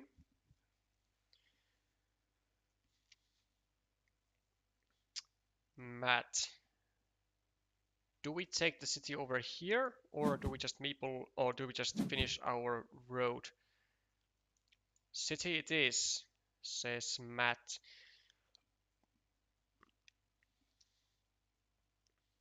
And for Vladimir, he does now decide to actually threaten with a potential city completion. So we could, for example, get a road Dorito over here, and then a triple city with a road over here, and another one here, and we would be able to actually run off with a fairly large city, which would be quite devastating for Matt's perspective. But he doesn't really get anything to block it with. As a matter of fact, it is practically impossible to block as of right now. Because whatever comes here, or here, or here, or here, except for the quad city tile over here, there are always going to be tile combos that will be able to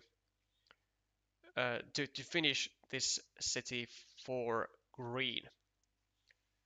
So as open and holy, and not talking about and not talking about or in religious terms, it seems it is actually looking very safe.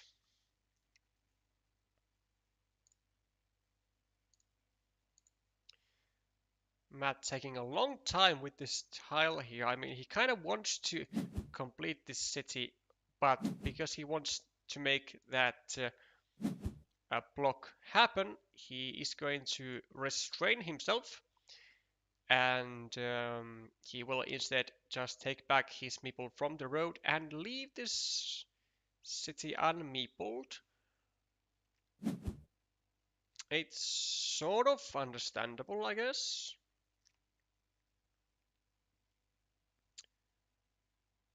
Because if he were to complete this city and restrict the city of Vladimir to a starting tile, then Vladimir might as well potentially direct this city to like on the right and trap Matt's meeple with it. Okay, so Matt, as a result of Vladimir slightly making this city even more safe, decides to go for the 50-50 chance. Well, a bit, yeah, a bit smaller actually than 50-50, because also Vladimir needs to get the dagger.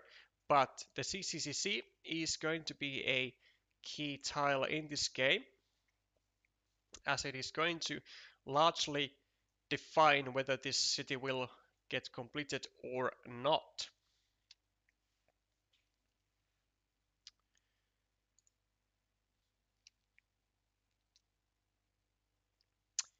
Matt gonna go with the block of the 1-point city of Vladimir, as was the plan all along. And I think we are just going to finish this city first to secure more points.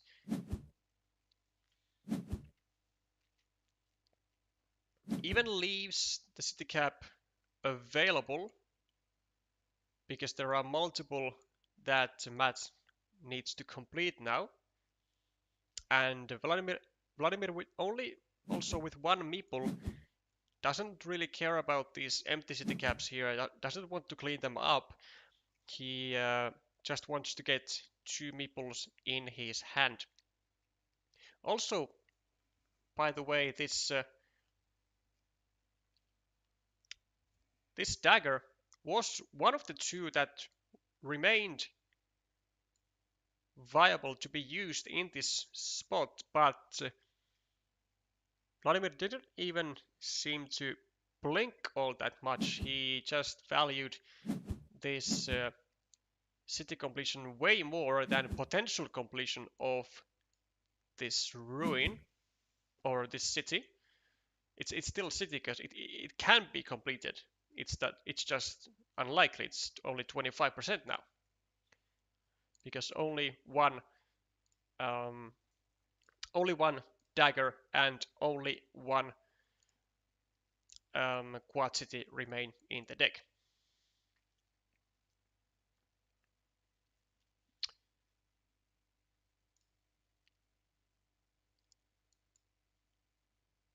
24 and 24 plus 8 plus 4 minus 1, 2, 3, 4, 5, 6, 7, 8, 10, 5, 4. It's at the moment plus 6 for Vladimir. And maybe his instincts are right. This might indeed be actually more important to complete because he's leading in points, and if he gets this quad city, it's going to be a 6-point move. It's going to take 2 away from Matt, and it's going to give for Vladimir. And even if this city would not then get completed, I think Vladimir is still in a wonderful spot here because of these monasteries and because of having just like a sufficient number of meeples to use. Though I am surprised that Vladimir actually did not meeple this monastery, because there aren't actually that many spots to use your meeples to. There are not like big fields. There are like 6-point fields, if even that. Yeah, maybe like 9-point fields in the future, but as of right now, the fields are really like non-existent. So you really don't even have much better use for your meeples than monasteries. And because this monastery's whole point was now getting the meeples of 2 yellow meeples strapped to the starting tile, I mean, you might as well go for the insurance meeple on the monastery, because now, as we can see, it's already a 6-point monastery. It's on a quite a good spot, and it might have been very well completed quite soon. So that might be some missed points there for Vladimir. Okay, we could go over here and take a 4-point loop, which is, I think, what Vladimir will end up doing. And when we finish that loop, then we will be laying down on the field, being the 6 points, and then with some expansion potential actually to 9 or even 12-point fields. So quite a nice future potential there. But let's see if we can get that completed. Well, we do get another curve immediately, and I think we will still be going for the completion of the loop and dropping a farmer, just because, like, yeah, it's 6 points, but you know, we still have this. We have expansion potential to immediately 9 points, and we have a lot of green squares here, which we can use to enlarge our field, and by just throwing additional city caps in. So that's good. That's certainly good.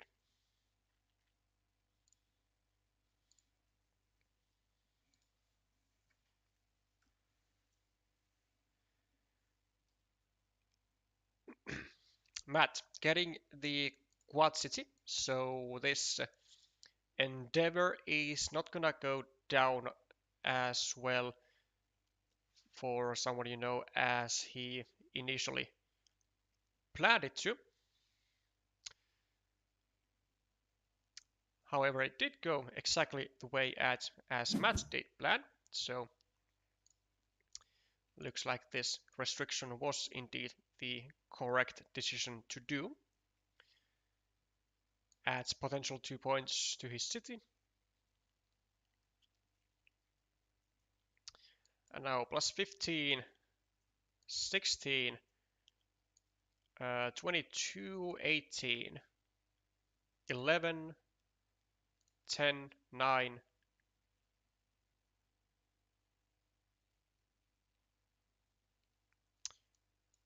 5, 9, 10, plus 15 actually for Vladimir here. And it is looking really, really good at the moment. So Matt, of course, does have the threat of the city and can get his meeple back from the road. Potentially still a monastery to come over here. So there is some, well, yeah, there is some scoring potential. And the road will indeed come back.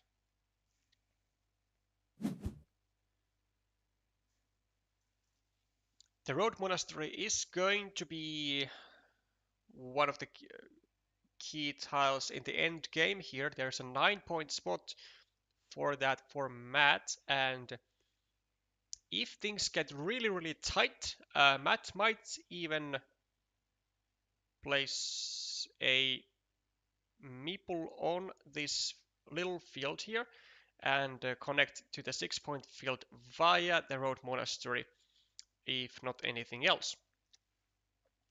1, 2, 3, 4, 5, 6, 7. There are still 2 regular curves here to go, and there are also 1 regular crossroad as well as 1 dagger, which all go here and which all will prepare the 9-point monastery spot and get a meeple back for Matt. So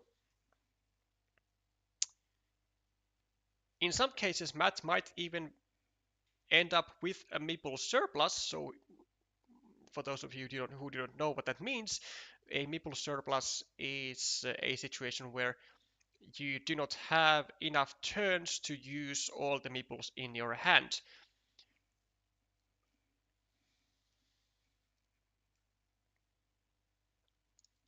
Or rather, you have meeples in your hand after you have finished your final turn.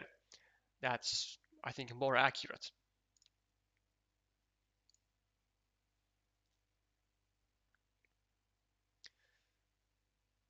Still the dagger to maybe even enlarge the field to the north end of the board.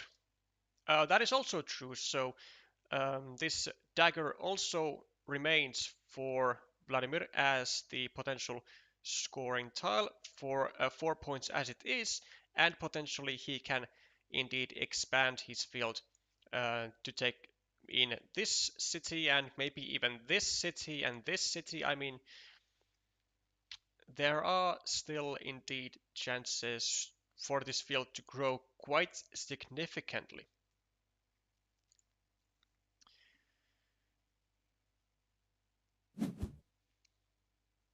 Okay, more tiles to the city for Matt.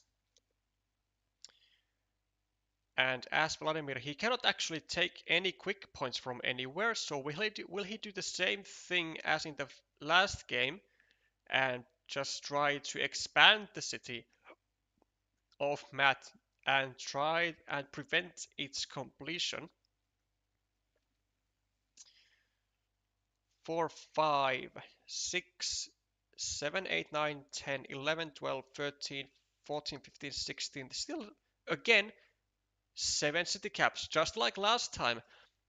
Just like in the last game when Vladimir went for the expansion of the city, 7 city caps remained in the deck at the time, and so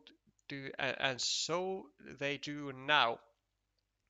And he is not going to try his luck again with the same situation. Instead, he just takes a 5-point ruin. Matt, I think he is gonna go for the road monastery idea here. I think he has to try and maximize his points scoring opportunity, or not, apparently. He decides otherwise. He decides that maybe it doesn't need to be an immediate completion of the monastery. Maybe the 9 points is enough for him, but he does restrict his own city by some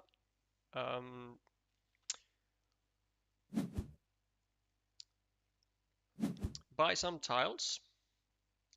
does get the monastery. So the idea would have worked, but it's not like he's gonna actually need these 2 meeples back. I mean, there's only 10 tiles remaining, and he still has 2 meeples in his hand. And this city is very, very likely actually to get back into his hand, or so I believe, because there are 3, 4, 5, 6, 7, yeah, 6 city caps with a field site on the right in the deck, and honestly, Matt might have even been able to drop a farmer already there, but it's whatever. Okay, Vladimir also taking into account that there were 6 city caps with a field on the right side, so he is going to go for the monastery completion, and at the same time is taking advantage of this extender tile, which is potential extra 4 points for him, and completion of the city. Doesn't really matter that he doesn't have meeples at the moment, even though he unfortunately is going to be sacrificing some points because of his decisions. But in all likelihood, he will be getting this monastery meeple back on his very next turn, actually. He is actually more likely to get a city cap with a field to his hand than anything else.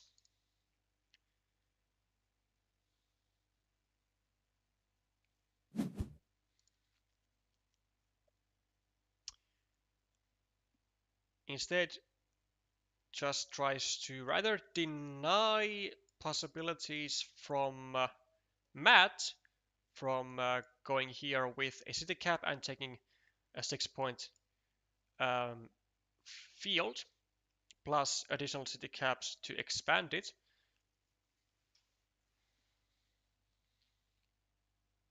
But maybe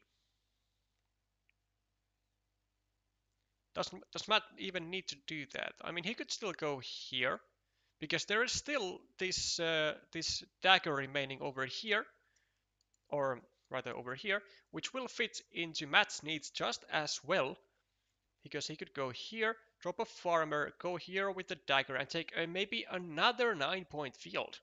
That's 18 points in 2 moves. 1, 2, 3, 4, 5, 6, 7, 8. No crossroads.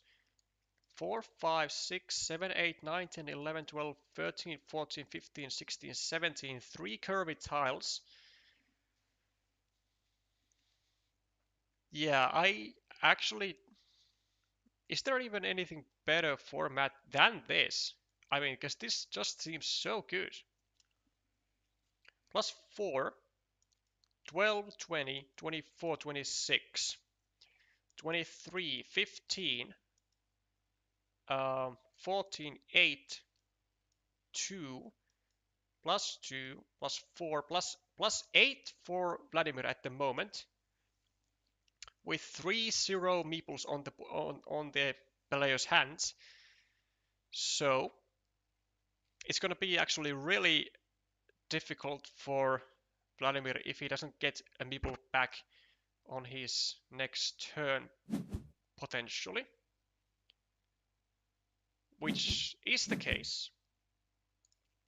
Yeah, I think what was going on in Matt's head here is that he figured that because he was only 8 points behind, but he had three meeples in hand rather than 0 of Vladimir, he decided that he is going to go for the block, because if that block is successful, I don't think there is a way for Vladimir to actually score enough points to overcome the points of to overcome the points received with 3 meeples on Matt's future, like 3 or 4 turns.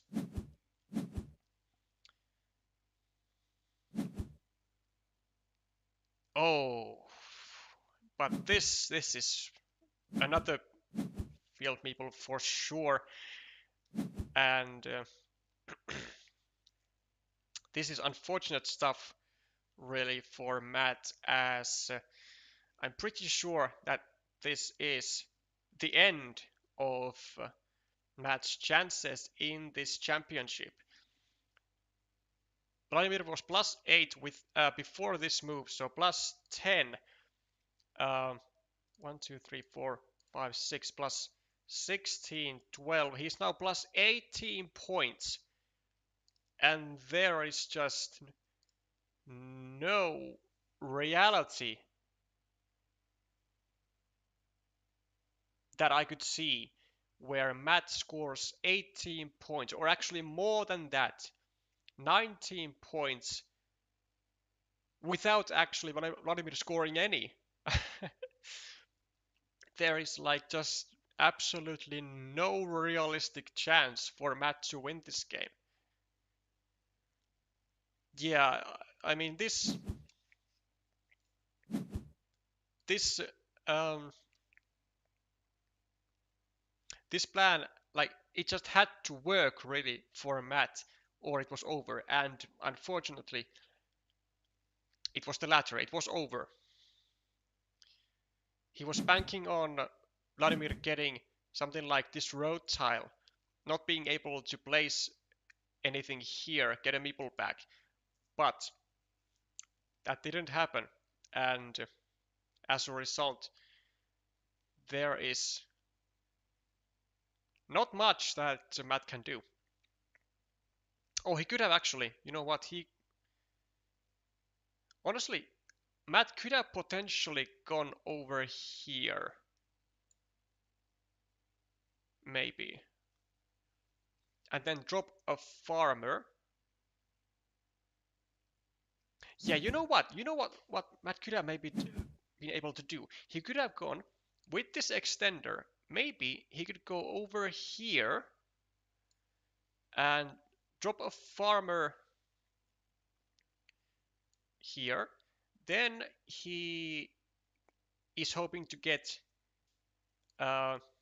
this straight road to go here, drop another farmer, then get this curve and go here, get 2 points for the monasteries, a 3-point road, and get 2 meeples at the same time to the field, whilst forcing forcing Vladimir to actually just simply connect with this farmer with another straight road. So that would be like 12, 14. I mean, that's still only 17 points. It still wouldn't be enough, which is kind of unbelievable. Still wouldn't be enough, but like that could have potentially been the highest scoring route that Matt could have taken.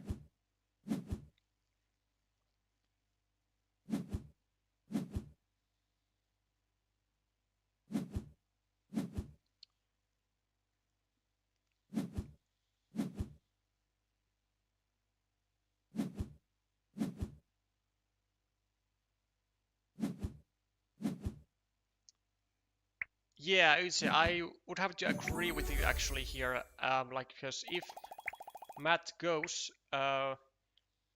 with this route, with this vanilla, then why not drop an insurance farmer? And I really actually like that. Yeah, it probably was actually mandatory, because he is banking on Vladimir drawing garbage, and like Matt can easily score like 8 or 9 points with just just 2 meeples as well. He doesn't need 3 meeples, because he still has like 5 points move here, and he can even get meeples back if he wants to. But yeah, I think this might have been a huge mistake by Matt to not meeple this field with his vanilla.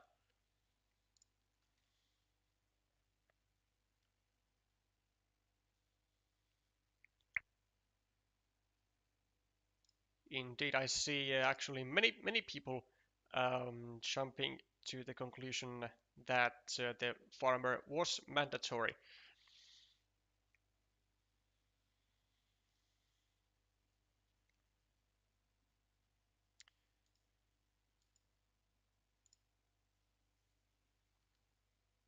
But there was like, yeah, and actually there was only one tile which could prevent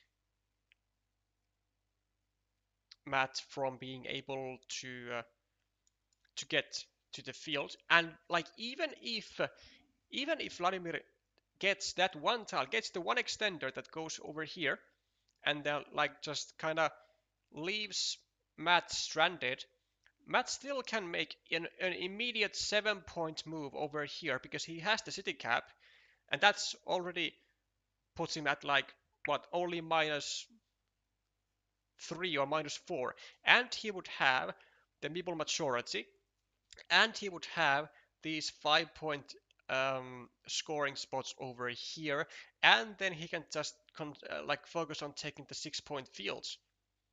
Yeah,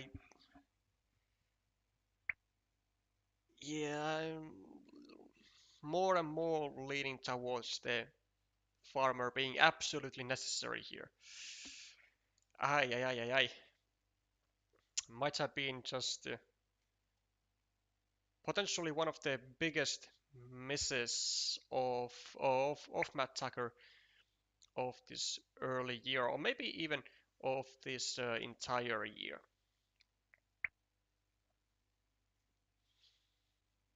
Okay, let's see what the players are saying.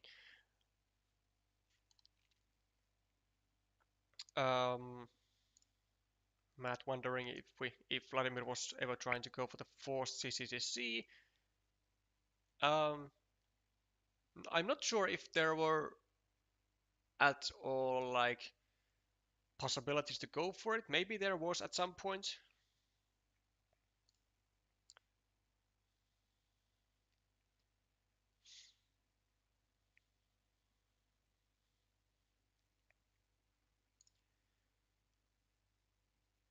But yeah, I have to say that Vladimir was certainly in his element today, and a rather, not even a rather, but a very convincing stuff actually against the 2023 world champion here, and Vladimir advances to the quarterfinals together with Posij118, and he retains his possibilities of defending his championship, and it is kind of really astonishing of how consistent one can be in tournaments, because I mean CCL isn't even the only tournament where someone has had success. I mean, he is the 2016 world champion as well, and he has been in the world championships so many times. I'm not exactly sure how many times he has represented RCP or Russia in the world championships like all together, but I mean he has been there for a while. And when you top that with the CCL championship in 2024, and now already in the top 8 of the CCL, and perhaps going even forward from the quarterfinals, I mean there is no doubt that that Vladimir is one of the absolute elite players of this world.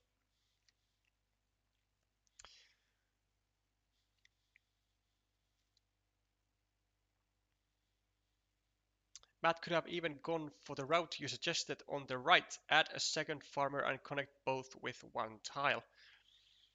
Would have loved a third game of these two. Yes, certainly I would have as well. I mean, when we see deciders between between the player caliber of this level. It's always like so much tension between them. When Vladimir drew his monastery, he didn't meeple.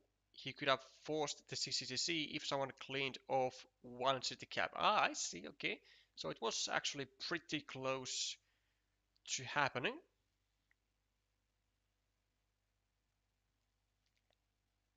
Six world champion. Six world championship like participations for Vladimir.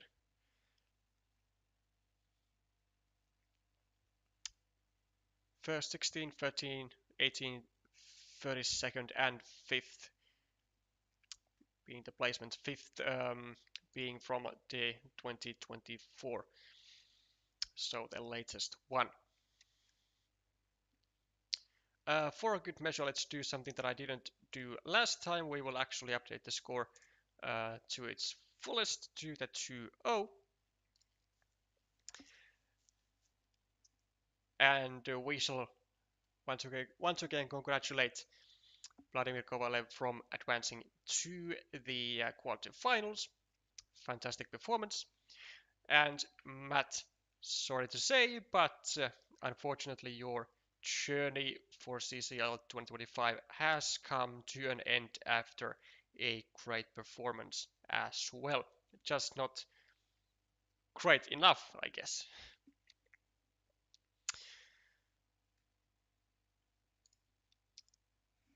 That is going to be all for this evening. I thank you all for coming to see the match and being actively supporting the channel.